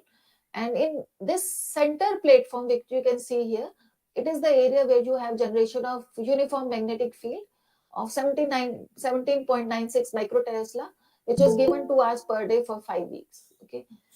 And then every week we did behavioral studies, and at the end of it, then we sacrificed the animals and did some morphological studies. So what we can see here is that if you look at the animal survival, since it's a spinal cord injury animal and complete transaction, there is a high mortality rate of approximately 30 to 40%. When we expose the animals to magnetic fields, then there was improvement in their survival, as well as one of the conditions associated with spinal cord injury is that the animals, they are not able to evacuate urinary bladder. So there is an autonomic dysfunction, and this is when I'm talking about T30 level. So not only bladder, but other functions also. So, but bladder, we were able to see that how long it takes for the bladder to recover. So spinal cord injury rats, if maintained properly, they are able to recover their bladder functions by approximately 20 to 25 days. But when we did magnetic field exposure, then we found that recovery was within 50 days. It was much, much, much faster. Then we did locomotor assessment, that whether the animals are able to move. Again, when you're doing lesion at T13 level, there will be a complete paraplegia. So animals' hind limbs, they will not be able to use. They are just dragging their hind limbs and moving with the help of forelimbs. So we then try to observe that what is the effect of this magnetic field on their locomotion. And this is BBB score is basically a scoring method to assess the movements of the joints as well as how they're placing their paw and how they're moving. So different aspects of locomotion can be assessed by using this scoring method. Now, what you can see here is that this is the first week and this is the fifth week. There was gradual recovery starting from the first week. And by third week, there was a significant recovery. And fifth week, actually, they were able to use their ankle joints and were trying to place their paws on the ground. So there was a significant recovery in terms of locomotion also when we gave magnetic field exposure for 1 month. Now, talking about the noxious stimulus or what is happening to the pain. Okay. So this is increasing decrease of painful stimuli. So that was, I was talking about noxious cold or noxious hot stimuli. So this is 5 degree and this you can see 50 degrees temperature. The black line is the sham one. The red color is the spinal cord injury group. So you can see that the latencies was reducing. And so the animals were in severe pain and their pain sensitivity was increased. Okay. However, when we gave magnetic field exposure, initially there was, at 2 weeks, there was an increase in pain. There was a hyperalgesia response, but gradually the animals recovered. So this is one group in which we did for 8 weeks also. So you can see there was a gradual recovery. So this type of pattern was seen in all the different temperatures. You can see there is an hyperalgesia, but then there is a recovery and becoming quite similar to what is happening in the sham group or uninjured group, right? This is again showing you the same similar thing. Spinal cord injury, there is a hyperalgic responding persisting, but after MF exposure, there is a drastic improvement. This is in response to electrical noxious stimulus. The responses was quite similar. Okay. So I've just focused on painful stimuli and locomotion. Now, when we do the morphological studies, you can go through we have published extensively using MF in spinal cord injury, and you can go through these papers. I am presenting just some part of it. So when we did total tissue damage volume, that how much is the lesion area. So you can see this is, there is an extensive lesion here and a lot of scar formation, and these big cysts were there. So there were large cysts which were present, and then in joining area there were all filtered cells. I mean, there were plasma cells, there were a lot of glial cells and other type of filter type of cells were there. But when we did for MF, then the cysts were slightly reduced, and on this under high power magnification, we were able to see viable neurons also. So this red color asterisk, we were able to see viable neurons, and the cysts were comparatively reduced, and even the infiltrated cells were less. And when we measure this area, so we have a software by which you can draw the outline of the areas and can measure the areas. And then if you multiply this area with how many number of sections, it can give you a volume and thickness of each section. So we calculated the volume and we found that there was a significant decrease in total lesion volume when they were exposed to MF as compared to the SCI rats. Okay. So this reduction in the lesion volume may be one of the factors which has contributed to the recovery of the locomotion or the hyperalgesic responses. Okay. So what we can see, therefore, I can summarize here is that long-term magnetic field exposure facilitates locomotion recovery and attenuates pain. by reducing secondary damage in neuropathic pain conditions, and also maybe in fibromyalgic condition, as we had done in patients. This it could be because of the reduction in the damage or the inflammation. That is how the magnetic fields must be working. And for acute painful stimuli, if you have to do minor procedures, then palatable food or even sucrose injection provides transient relief. Okay. We have so we are in still now we are a lot more focusing. We have one full complete brain stimulation lab in the department, and not only in patients with pain disorders, we are also focusing this magnetic stimulations in neurodegenerative, neurodevelopment, and neurotraumatic like spinal cord injury patients. And since these we have seen can result in lot of alterations facilitating neural plasticity, and therefore we are using this for various neurodegenerative disorders and neurotraumatic disorders. We have, for the first time, I think, in India, we have started clinical trials in spinal cord injury patients using TMS.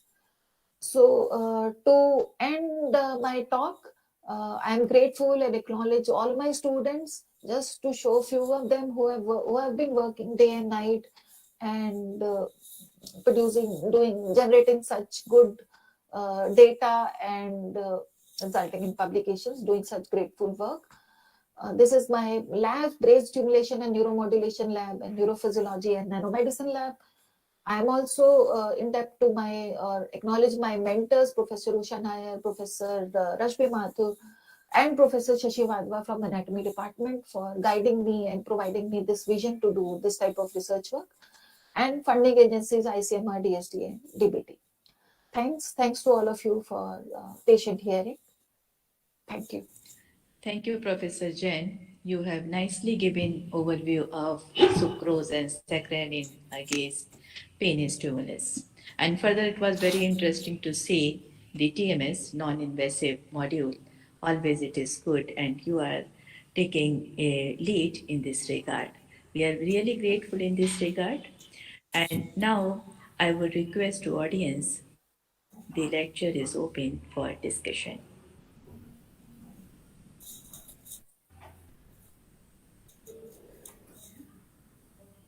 Yeah, I would love So to. if there is not more, love to answer if any there is questions. no more question, yes, I have few questions. Right. I have seen many people, they take chocolates during pain. Does it really work? Yes, ma'am. As So your that study also says that, yes. Yes, ma'am. So this taking chocolate, like I was saying, actually releases endorphins. So that definitely has been proven, and that provides relief only maybe up to 30 minutes or maximum 40 minutes. So it's a very transient effect and reversible sort of effect. So, but that is scientifically being shown. Although we did not use chocolate, but there are studies which have shown that chocolate does result in releasing pain. Okay. Relieving. There is one question in chat box. Professor Sovojan has asked, in the market, some magnetic devices are available, whether they are safe? So basically the magnetic device which you're talking of, the belts which are there for, wearing on hands or sometime on the stomach or on the painful areas, they are working on a very different principles. They're basically altering the blood flow. Okay, so they have generally two magnets, and so what they are doing basically is enhancing the blood flow through that area, and therefore all the painful substances or the chemical mediators of pain is removed, because the blood flow is increased and therefore they are removed. So that is how they are facilitating, relieving pain. Okay, so but that effect is very transient. So when you are keeping it, you will be relieved of pain, but maybe that pain can relapse after 1 day or 2 days. But what we are targeting by using TMS is that since we are giving continuous session, it is altering the pain pathways, or the pathway which was altered and resulted in chronic pain or acute pain. So we are changing the neural networking, and therefore we are targeting that's why we are calling it neuromodulation. So if there is a change in the neural networking, we are proposing that effects will last much longer. And so we have, like I said, we have done studies for 6 months, but there are reports wherein they say that it can last for 9 months also. So depending upon how many sessions you have given, and it can last for longer duration. So that is why nowadays TMS is now being extensively being used by a number of neurologists, psychiatrists throughout, globally.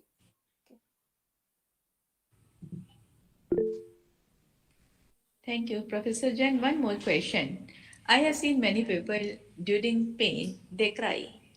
Does crying helps in get rid of pain? Uh, no, not really that crying will help. One is that if you have painful stimulus, at least in babies, if you're crying, it seeks your attention. So it's sort of attention seeking behaviors. Even in adults also, it, because as I showed you that we have a whole pain matrix.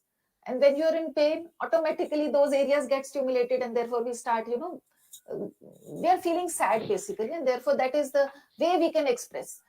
However, crying, as of now, I know it does not relieve pain, but it is more of attention or getting help so that the pain can be relieved, or somebody can attend to you and help in relieving the pain.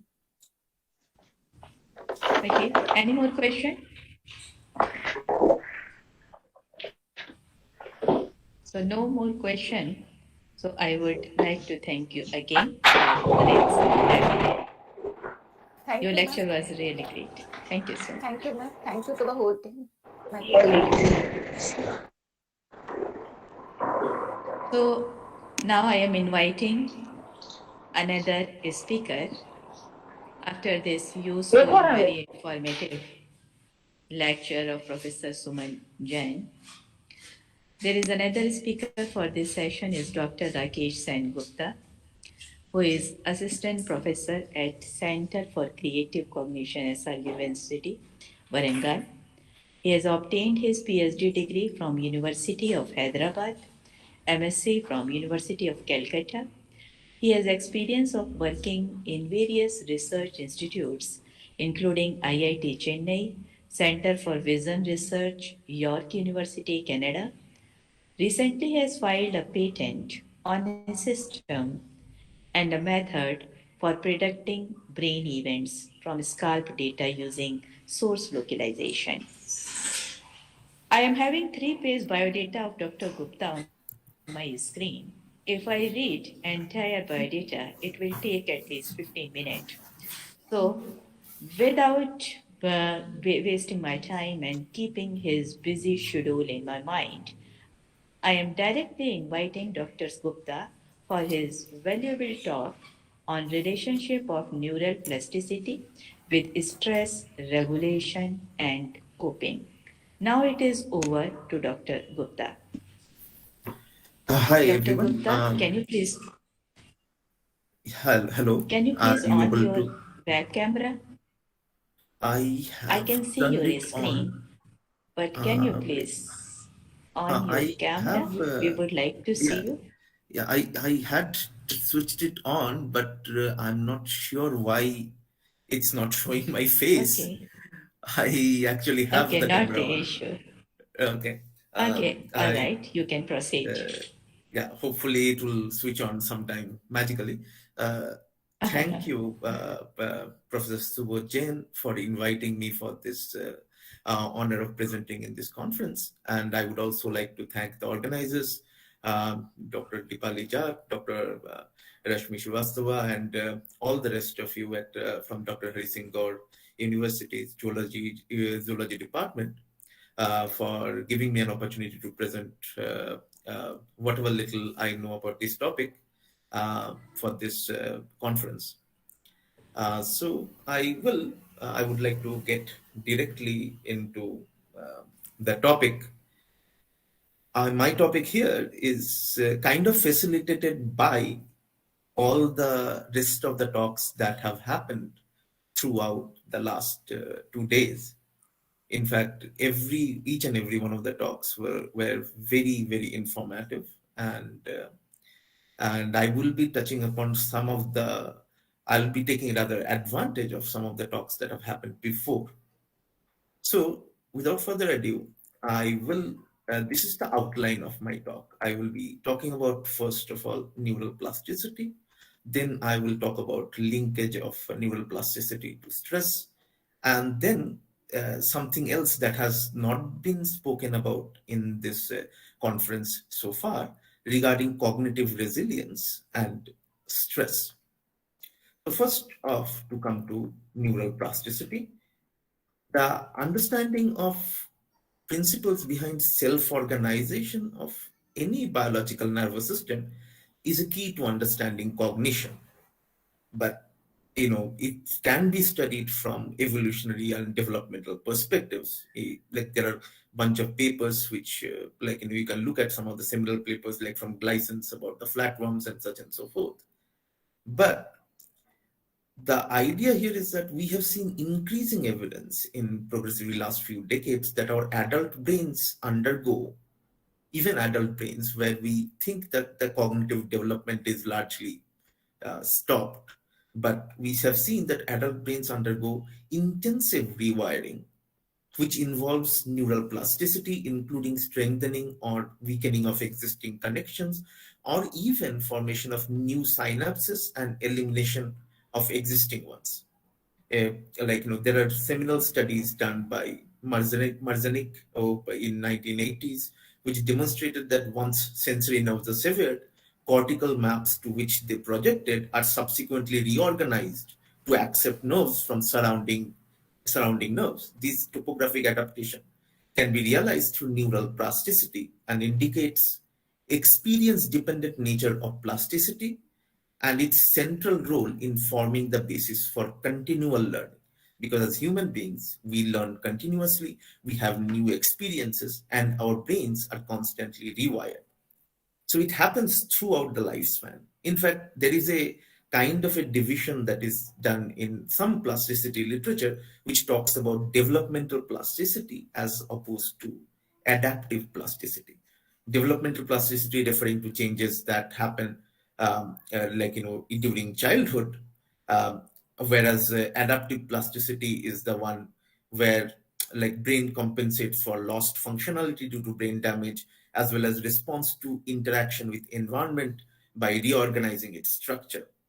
So there are multiple different ways we can split about it, but what I'm talking about today will be a mixture of both.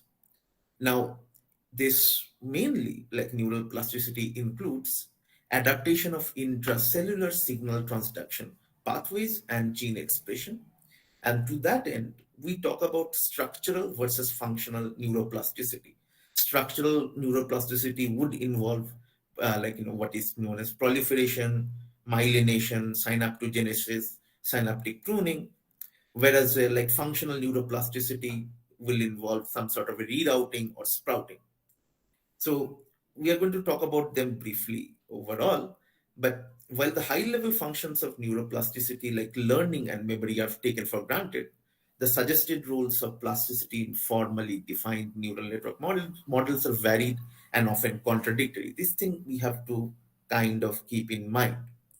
That synaptic plasticity, first of all, was noticed because developmental age, infants learn, and thus a lot of different connections and form, and a lot of different kinds of neurons are generated. So those things were taken for granted. Even now, like quite a lot of the plasticity studies are concerned with those parts of structural plasticities. But there are functional neuroplasticities which are equally important. Of them, there are different kinds, like you have synaptic plasticity. Synaptic plasticity basically refers to strengthening or weakening of synapses that connect neurons and facilitate transmissions of electrochemical signal. This change in synaptic strength can be caused by change in the abundance of neurotransmitter molecules of the synapse, or by rise or fall in conduction of the postsynaptic receptors. Any models that directly modify the connection strength between neurons are examples of synaptic plasticity. Then there is something called intrinsic plasticity. Intrinsic plasticity denotes modification of neurons' intrinsic ability to generate or propagate action potentials. And I've given the references alongside. Those who are interested can check them out. This process is neuron-wide and not synapse-specific between two neurons. Intrinsic plasticity is often taken to self-regulate a neuron's activity and to be involved in a kind of homeostatic mechanism, the activity within a practical range. Now, homeostatic plasticity is another one. This is mainly divided in two kinds of components. There is synaptic scaling and metaplasticity. So one of them that the modeling studies or other kinds of animal models demonstrated that changes in synaptic weight based on correlations between pre and post synaptic activity can be inherently unstable, as increases or decreases in synaptic weight can cause increases or decreases in post synaptic firing rate that subsequently generate further increases or decreases in synaptic weights in a positive feedback loop. So the homeostatic process that regulates the total synaptic drive to a neuron and or like long-term average firing rate of neuron are critical for the stable operations of neural networks that are in the brain or nervous system. Two principal homeostatic mechanisms are the synaptic scaling and metaplasticity. The synaptic scaling refers to uniform cell-wide modulation of synaptic efficacies. Those who want to look at the examples, they can look at Shepard's very informative paper. And the latter refers to the metaplasticity refers to uniform cell-wide modulation of the modification threshold for synaptic plasticity. It's basically plasticity of the plasticity itself. Thus, it is referred to as metaplasticity. Now, considering that, there are these different kinds of neuroplasticity. I don't want to spend too much time explaining the basics. I'm sure most of you know about all of these terms and are quite familiar with it. Now we are coming to the effects of stress as has been studied on the brain and the nervous system. So some of the most oldest regions of the brain, as we understand it evolutionarily, is basically one of the most primitive parts in the mammalian brain is the hippocampus, if you will. The hippocampus has two very important regions. One is the dentate gyrus. The other one is the CA or cornea aminosis. So these two regions are some of the most important uh, more important brain regions for our long-term memory, our emotions. They are part of the limbic system, and they perform some very, very crucial tasks. Now, in hippocampus, in the temporal lobe, is phylogenetically one of the oldest parts of the brain, and this hippocampus proper, as I said, is denoted by the dentate gyrus and cornoaminosis or CA. This dentate gyrus contains contains fascia dentata, and the hilus like CA is anatomically and functionally differentiated into distinct subfields like CA1 to CA4. The CA3 region of this has attracted major attention in recent years for its specific role in memory processes, and as well as susceptibility to seizures, as well as neurodegeneration. The adverse effect of chronic exposure to stress on these neurons can be subdivided into three areas. First, atrophy of CA3 neurons has been reported in both rodents and non-human primates after exposure to repeated restrained stress. This effect is also observed in response to administration of glucocorticoids at a dose that approximates the levels that are induced by stress. Atrophy is demonstrated by decrease in the number and length of the branch points of the apical dendrites of the CA neuron. And this is where I would like to add a small comment that basically it's considered dendrite's spine length, if you will. The number of points it has to attach to other surrounding neurons that determines the more rich connections that a dendrite can form, and the decrease or increase in the length in subsequently very revealing towards a person's or or human or non-human animals mental health as well as neurogeneration. Now, atrophy is demonstrated by decrease in number and length of branch points of the apical dendrites of the CA3 region. And second, the death of the CA3 neuron has been reported to occur in response to severe and long-term stress of glucocorticoid treatment. And finally, neurodegeneration of CA3 neurons by exposure to stress has been demonstrated. In this case, acute exposure to stress or glucocorticoid exacerbates the damage of CA3 neurons caused by other neuronal insults like hypoglycemia, hypoxia, or excitotoxins. So, again, there are quite a few different kinds of models that have been built.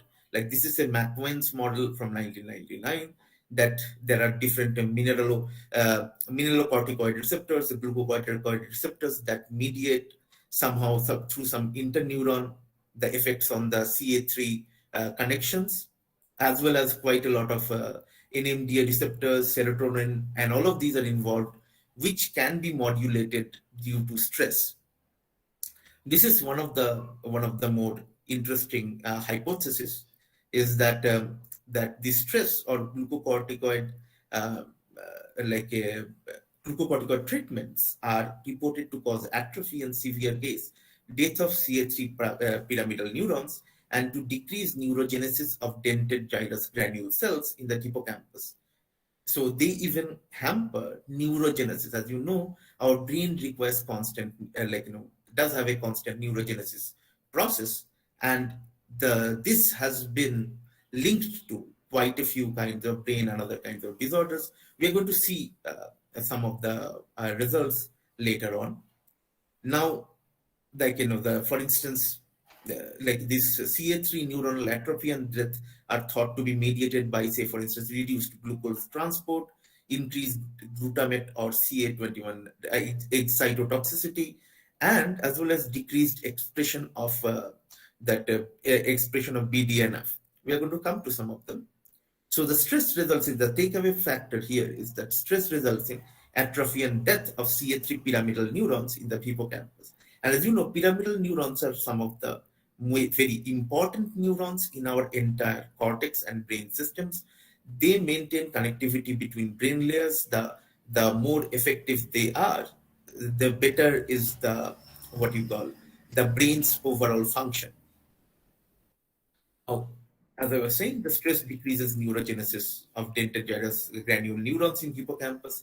The expression of brain-derived neurotrophic factor or BDNF is downregulated by stress, as well as chronic stress-associated stimulation of hypothalamic pituitary adrenal axis, which was spoken about by one of the esteemed guests yesterday, and associated oversecretion of the stress hormone cortisol contributes to neural degeneration.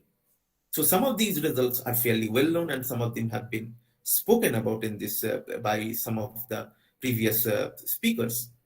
So these kinds of effects of stress has a very important effect on neural plasticity in general. As I was saying in the beginning, neural plasticity includes things like synaptogenesis, neurogenesis, as well as the connection and branching. In fact, this, as I was saying, that there are few terms that are used in terms of neuroplasticity literature, like long-term depression and long-term potentiation, which are about the hippocampal cells and their dendriting spine length. Those who are interested, I can speak about them a bit later. Now, there is an indirect evidence from another source regarding stress and antidepressants. So this is a very interesting kind of a research that was done by Duman, and his subsequent papers also you can look at to find them out. I am going to list out all the references thereof. Now, these glucocorticoids are known to contribute to stress-induced downregulation of neurogenesis. It is possible that these effects contribute to the atrophy of the hippocampus observed in depression. So thus, some of the researchers from this lab, they tried to see what happens when you do an antidepressant treatment. Now, individual vulnerability to stress and depression could result from environmental or genetic factors that influence neuronal atrophy and survival.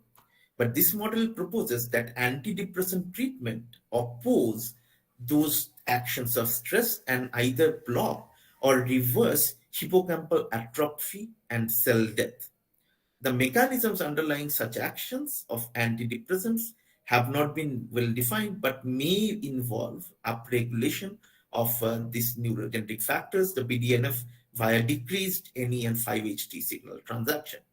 So this kind of gives an indirect indication that in case of a depression, we know that there are certain kinds of glucocorticoids to uh, contribute to like in their signatures of depression, and antidepressant treatment kind of causes certain kinds of like upregulation of BDNF as well as downregulation of glucocorticoid, which allows for increased survival and growth as well as increased neurogenesis. So this is kind of indirect evidence of certain kinds of mechanisms involved in both stress and neural plasticity. So to give an example of how stress and like depression affects our own brain, this table has been adapted from Duman's work. So this in prefrontal cortex, you have decreased number and size of neurons in depressed patients, and decreased number of glia in depressed patients, decreased volume of subgenual prefrontal cortex. Influence of stress has not been determined to that degree. However, in hippocampus, you have decreased number and size of rodent CH3 neurons caused by exposure to stress, decreased neurogenesis of rodent granule cells caused by exposure to stress, decreased volume of hippocampus in depressed patients, as well as stereological analysis of cell number in hippocampus of depressed patients has not been determined, but one can see certain parallels between like the effects of stress and depression in both prefrontal and hippocampus of human beings. Now, this gives us certain indications of the relation between neural plasticity and stress. Stress basically causes certain kinds of, to summarize, stress causes certain kind of changes in neurogenesis patterns as well as causes to change in volume of certain key brain areas which are involved in memory and other higher order cognitive functions as well as emotions. Some of them show very similar examples, some is a similar neural effects as depression has on, say, prefrontal cortex. And it looks like some of the antidepressant treatments can also work in terms of stress treatment. And in fact, this factor has been, come to more light that our changes that our environment brings on our brain is certainly non-trivial. Some of you might be aware within last couple of weeks, a paper was published in Nature Communications or PNAS, I'm forgetting the one, that which looked at that in fact, modern human beings, our brain sizes, seem to be shrinking overall compared to, say, our ancestors who are basically Homo sapiens, let's say some 200,000 years ago. The reason for that being that we have so much of externalization of memory. If you are in a hunter-gatherer society living in, like, let's say, a kind of a tribe of 150 members, and you have to remember all the hunting spots, all the water spots, and all the spots that have dangers, and you have to have the full topographic map of like miles and miles of forest inside you. Then your brain's volume needs to be bigger than those of us with Google Maps and books, and where we can externalize most of our cultural and social memory. In fact, it seems that our brains have been shrinking because brain volume wise, that because we can externalize so many different kinds of information. So you have to wonder that if that is an effect over generation. But in fact, even within a single generation, a lot of our neural plasticity and can be affected by our own experiences. And that's where in the next part we are going to come. But before that, if you look at the roles of adult neurogenesis in different kind of disease, here we have plotted it out. So you have two kinds of axes where neurogenesis is beneficial versus neurogenesis is detrimental. Now, the only place where neurogenesis is detrimental is epilepsy, because that allows for more circuit short wiring, if you will. But most of the diseases that on the left side we have, their hippocampal neurogenesis is extremely beneficial. It's most beneficial in case of depression, followed by traumatic brain injury, stroke, aging, and also somewhat in Alzheimer's disease. But of course, our disease understanding of depression is quite high compared to something like Alzheimer's disease, where it's largely unknown. It's not very well studied. Whereas the traumatic brain injury, depression, and other diseases are quite well studied, and we know hippocampal neurogenesis is quite beneficial. Epilepsy is also quite well studied, but their hippocampal neurogenesis can be detrimental. That's the only place, one of the only places where we have such a thing. So, and there are, like I was talking about very interestingly, the contradictory nature of neural plasticity comes about when you see some of the, how amygdala responds differently from hippocampus. The amygdala responds to glucocorticoids in the formation of emotionally charged memories. And acute stress causes delay in a delayed formation of dendritic spines in basolateral amygdala neurons, and an increase of anxiety even after 10 days. And chronic stress of the same type that impairs dentate gyrus neurogenesis causes expansion of dendrites in the basolateral amygdala while causing spine downregulation in the medial amygdala. So you have even the same kind of stress can have very interestingly differing results when you come to different brain areas.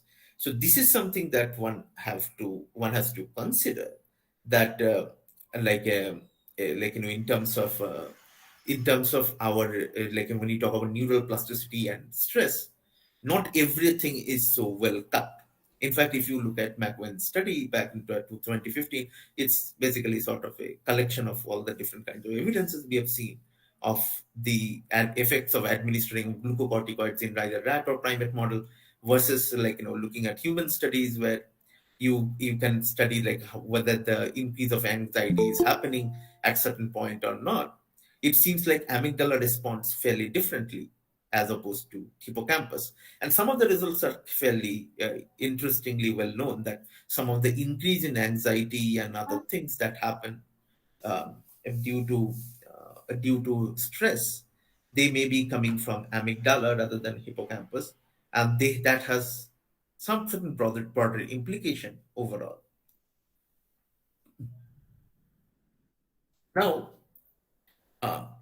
Now I'm going to talk about stress versus something called cognitive resilience. In fact, yesterday,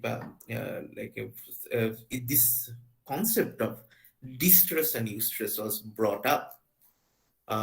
When you bring up the concepts like distress and eustress, if you even go back to the original paper, you will see that the actual biomarkers responsible for distress and eustress do not differ. What differs is the individual on which the stressors work. In fact, the same stress that may horribly cripple one person might promote another person to work harder. This is something that has been seen overall, and it has been given a term called cognitive resilience. And in some cases, it is expressible in certain other non-cognitive factors like grit. Like last year, in PNAS, there was a study published after following almost tens of thousands of US Army recruits.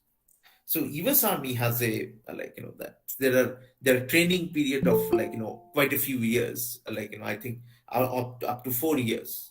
So they have followed the and how many of them are able to finish versus who drop out. When they looked at it, the differences did not between those who drop out versus who did. The differences did not seem to be anything related to IQ or cognitive ability or their what you call lifestyle and or none of the sorts. What mattered is what they researchers termed it as a grit. Grit, as in the sense that being able to continue in the face of adversity, and that differs from person to person. It doesn't depend on how, it doesn't depend on our cognitive factors, like who has better memory, who is able to pick up things better, or who has better IQ or other things. But it's something, that's why the researchers termed it a non-cognitive factor. But the resilience, there are different kinds of definition of resilience. One of them is achieving a positive outcome in the face of adversity, as well as you might have heard in terms of metaphors like bending but not breaking. Now the idea here is that is an individual flexible enough in successfully adapting to new challenges over the life course. The individual traits that allow the more flexible outcomes undoubtedly depend upon more fundamental capacity that the individual that is built upon experiences in their life course, particularly early in life, that promote the development of healthy brain architecture, supporting cognitive flexibility that allows the brain to continue to change with ongoing experiences. A healthy brain architecture provides the basis for good self-esteem and a locus of control for effective self-regulation, not only behavior, but also of the physiological responses to stresses that are regulated by central and peripheral nervous system. This active process of responding to challenges to and adaptive changes by an individual is called allostasis. This involves multiple mediators, automatic, cortisol, immune or inflammatory or metabolic or neuromodulators within the brain that interact non-linearly with each other and promote adaptation in the short run, as long as they are turned on efficiently when needed and turned off promptly when they are no longer needed. The overuse or too much stress or dysregulation among these mediators, like too much or too little cortisol or too much or little inflammatory cytokines, results in cumulative change that is referred to as allostatic load or overload. Now, this in terms of implications of these stress and glucocorticoid effects in the hippocampus have led exploration to other brain regions involved in cognition, mood, and behavioral self-regulation. And as I have shown that before, that how amygdala differs differently. Now, moreover, there is a clearly loss of a reversibility. Reversibility as in the sense that whenever in childhood, even if you are faced with physiological injury, you fell from a swing or just scrapped your leg, you will recover much faster. Similarly, in childhood, you might recover faster from you might face something heartbreaking one day, and next day you might be doing slightly better. Whereas as an adult, you do not seem to be as flexible or reversible, whether in our physiological or even mental states either. There are structural changes that happen in healthy young animals during stress. They become largely reversible after the termination of stress.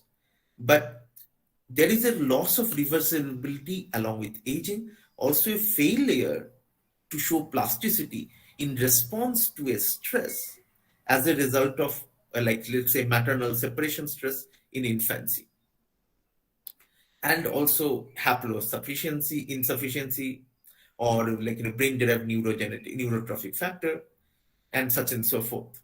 Now, genetically similar or identical individuals will differ in many ways, ranging from dendritic lengths of the dendrites in prefrontal cortex to differences in mineralocorticoid receptors, levels in hippocampus, locomotor activity, neurogenesis rates, and the influences that lead to these differences begin early in life. So, for instance, even identical twins diverge over the life course of patterns in methylation of their DNA, reflecting the influence of non-shared experiences. Like those of you who are interested who can look at one of Fraga's papers back in 2005. So, but the another problem is that even the structural changes that are considered reversible, there are clues that this recovered state might not be the same as the initial state. There are some studies, like if you want to look at like Goldwater's and McQueen's study in 2015, you can look at them. Now, the individual traits that allow these adaptive or maladaptive outcomes depend upon unique neurological capacity of each individual, which is built upon experiences in the life course, like particularly those in early life, and these experiences can result in healthy or unhealthy brain architecture and in epigenetic regulation that either promotes or fail to promote gene expression responses under new challenges. Now, for instance, low socioeconomic status increases like childhood likelihood of stressors in the home, neighborhood, including toxic chemical agents such as lead or air pollution. And chaos at home is associated with development of poor self-regulatory behaviors as well as obesity. Moreover, low socioeconomic status children are found to be more likely to be deficient in language skills as well as self-regulatory behaviors, as well as in certain types of memory that are more likely to be reflections of impaired development of parasylvan gyrus language centers, prefrontal cortical system, as well as temporal lobe memory system, and such and so forth. And low social income status is reported to correlate with smaller hippocampal volumes and lower subjective socioeconomic status. An important index of objective socioeconomic status is associated with reduction in prefrontal cortical gray matter. Moreover, having grown up in lower ACS environment is accompanied by greater amygdala reactivity to angry and sad faces, which, as noted, may be a predisposing factor for early cardiovascular disease that is known to be more prevalent at lower socioeconomic levels. Finally, a depression is associated with low socioeconomic status, and children of depressed mothers followed longitudinally have shown increased amygdala volume, whereas hippocampal volume was not affected. So, through the life courses, certain stresses leave these kinds of effect in the overall scheme of things. Now, now what can be done to remediate these effects of chronic stress as well as these biological embedding associated with this early life adversity, like Professor Ishan Patro explained in the morning session. Now, if you consider that like epigenetic in the original meaning from 1942's Waddington paper refers to emergence at each stage of development of features of the organism not present before or even predictable from the prior state through cellular differentiation. So now, as discussed, the genetic factors interact seamlessly with environmental influences, not only during development, but also in adult life, leading to newer meaning of this epigenetics. That each state of development, there is no going back, and a new set of possibilities emerges that either offer opportunities for epigenetic influences. Interventions will not therefore reverse, quote unquote, reverse the developmental events, but rather produce compensatory mechanisms. So in fact, that's what stress regulation and coping and other things do. They basically try to produce newer kinds of compensatory mechanisms. Now, the interventions that include like cognitive behavioral therapy, physical activity, as well as programs that promote social support, social integration, and developing meaning and purpose in life. Now, this is where I would like to say that this power of these are like sort of top-down therapies, right? Like these are voluntary activities involving activation of integrated nervous system activity, as opposed to pharmacologic therapy, which has more limited target, is fairly beneficial.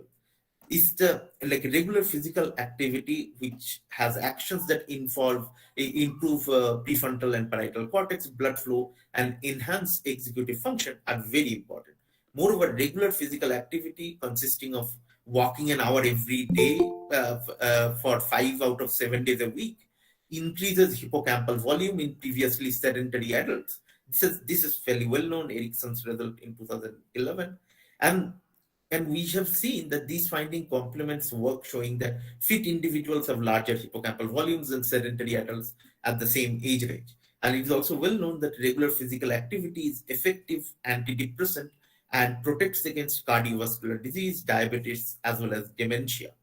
Moreover, intensive learning can also shown to increase volume of the human hippocampus. And in some cases, like these are very surprising results. Like a few years back, my old group in University of Hyderabad, as well as NIMHANS combined, had a Journal of Neurology paper where the group had shown that, for instance, especially bilingualism, or especially in India, most of us are multilinguals from the onset, right? At least 2 or 3 languages we learn throughout our lives. The learning these multiple languages actually delays the onset of certain kinds of dementia.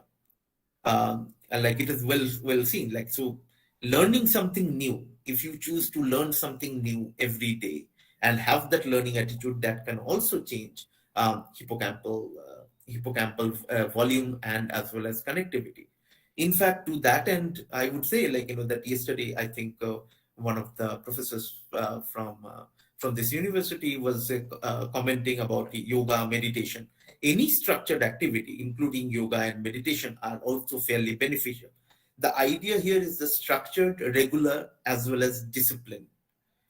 These activities are fairly good interventions that allow us to understand the nature of the stress that we go through and how to circumvent it. In fact, as I said, that even exercise can be an effective antidepressant, not all the time, at least for mild depression. Moreover, so the evidence that, for instance, the evidence has been that some of the antidepressants, also newer developed ones, have further beneficial effects. Those are also there. And this is where I like to point out there is one kind of neural plasticity that is happening to us continuously. Now, there are quite a few people who in this conference who are older than me, and as well as quite a few of you who are much younger than me. You will know as the years go by, your days and time, months and years seem to be shorter. When you were a child, your summer vacation almost lasted for an eternity. If you now go to a child and ask them what did they do yesterday, they will say so many things. They will say thousands of things they have done. But think about yourself. If somebody asks you, even your close friend or family, what did you do yesterday? You will have barely 1 or 2 things to say. In fact, this is a part of our cognitive aging, if you will, that our time, the time that we experience, is getting shorter and shorter. And this is something that, one of my researches in time perception, and where we see that, in fact, as you grow older, you seem to compress almost entire activities, days, months into one complete whole. Some of you, like sometimes we think of a year, we barely remember one or two things. It's as if it went too fast. For instance, like, for those of you, you might have felt the COVID lockdowns were very long, but now that you have overcome it, it might have seemed like it just happened yesterday that the lockdown started. What is happening over here, and that is also, interestingly, that can also be a source of stress on its own, that you are getting older, because you seem to think because the time is going faster, you have much lesser and lesser time to actually get things done. And which is where, like, quite a lot of behavioral therapists also mention things like mindfulness and other kinds of meditation, which are helpful in bringing us to the present and trying to think of where we are right now. And that is extremely crucial to combat quite a lot of these stresses and other things that we impose on ourselves, and some of them are biologically programmed because we are getting older and we keep compressing that things that we remember into only most relevant things. An entire day we are basically running on autopilot, if you will. So that's why we don't remember most of the things we have done. And these interventions are intended to promote plasticity and slow decline with age, such as physical activity and positive social interactions that give meaning and purpose, are also helpful for promoting positive health, or eudaimonia, like that's another term that is used. This social integration, social support, and finding means and purpose in life are known to be protective against this allostatic load that we spoke of before. Now, in future, like neural activity, plasticity, gene regulatory networks are interlinked in a very complex system of adaptation and regulation. Moreover, there is a lack of a computational modeling that includes all the facets of neuronal systems biology. Like, as I'm a computational neuroscientist, for me, it's a very interesting area. In fact, I got interested in neuroplasticity area recently because of my interest in looking at how to model spike time dependent plasticity and some of the other things. So we have seen that early life experiences determine individual differences in such capabilities via epigenetic pathways and the laying down of brain architecture that determines the latter capacity for flexible adaptation or lack thereof. Reactivation of such plasticity in individuals lacking such a resilience is a new challenge for research and practical application and top-down intervention. Now, this is where I'll say thank you. I'll go to briefly show those of you who are interested. I'm going to share most of the references that I have mentioned in my talk today. And like those who are interested, they can ask me. I can share the presentation. Thank you, Dr. Sengupta. You have nicely presented the relationship of neuroplasticity with stress and their coping behavior in regulation of epigenetic effects. So there are a few questions for you. Professor Subodh in chat box asked, how long-term diurnal cortisol dynamics affect brain and amygdala specifically? Yeah, so some of these things are still being studied, and like this, I don't have a clear answer for you because I don't personally do this research. But in fact, it can what has been shown, at least in the short term, like increase in anxiety and like proliferation of amygdala that happens like over a course of 10 days or something like that in certain rat models. But overall, it's still fairly new topic, if you will. I hope they're like, I think I have given a reference to that in the talk, like this. I will just go back to that if I can. This like there is this McWen's paper, 2015 paper, which brings some of these things together. It's recognized, like it puts some of these references together. It's called Recognizing Resilience: Learning from the Effects of Stress on the Brain. It's published in Neurobiology of Stress, and that has quite a few of those works that you can look at. Okay. So any other question?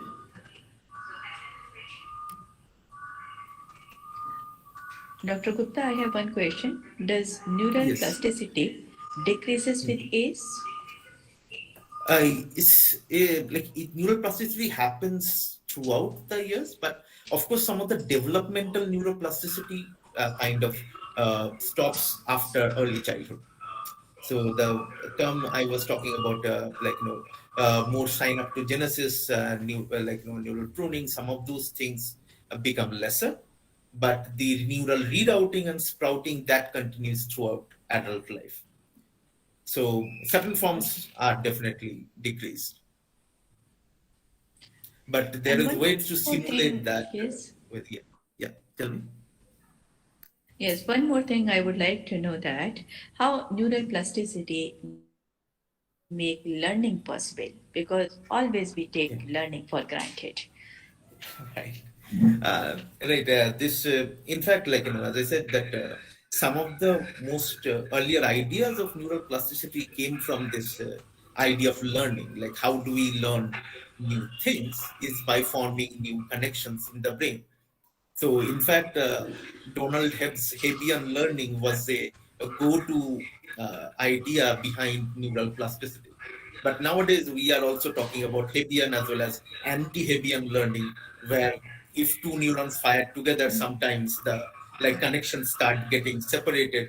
So there is a connectional increase as well as decrease. Both are parts of learning. So we need to separate things as well as associate them together. Some of the earliest learning literature had always been about association, and of course, their neural plasticity is a go-to explanation, increasing synaptic strength as well as increasing numbers of connections, increasing spine lengths of dendrites, and such and so forth. Okay, thank you. Any other question from delegates?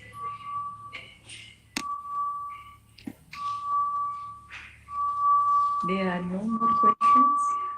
So I And would like yeah. to ask reporter to brief the session.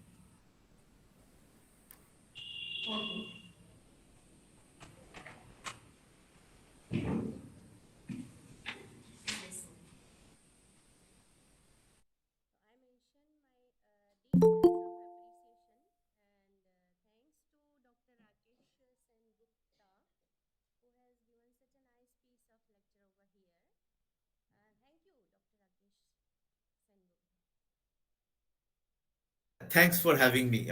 So it's a good, Dr. Sengupta.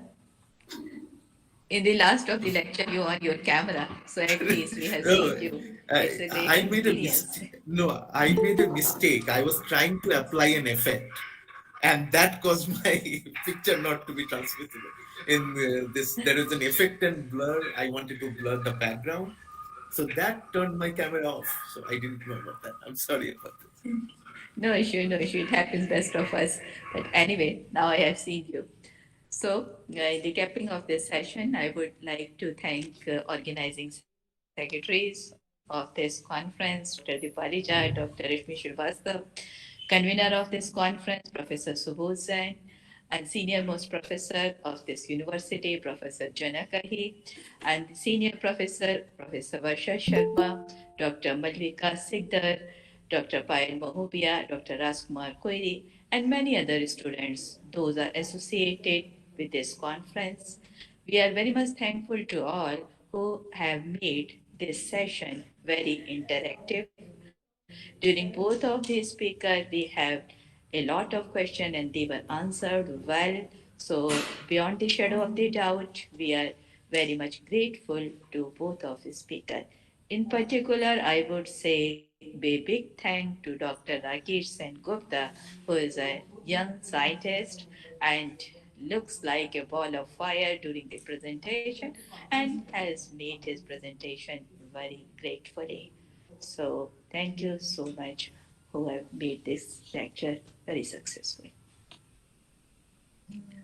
So now this is over to next session.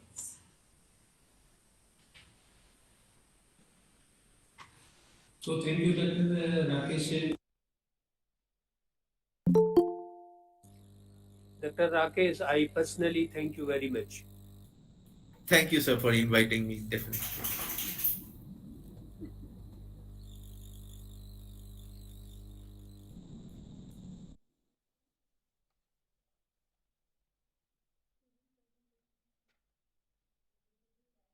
time for tea break, I think so.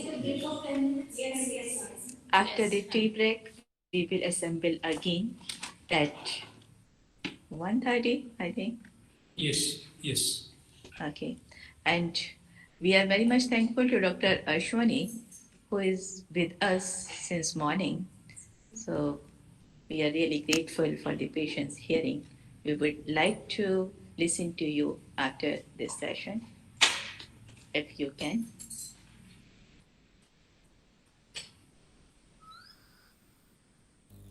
Thank you all. Thank you all. Thank you. Thank you, madam. Thank you.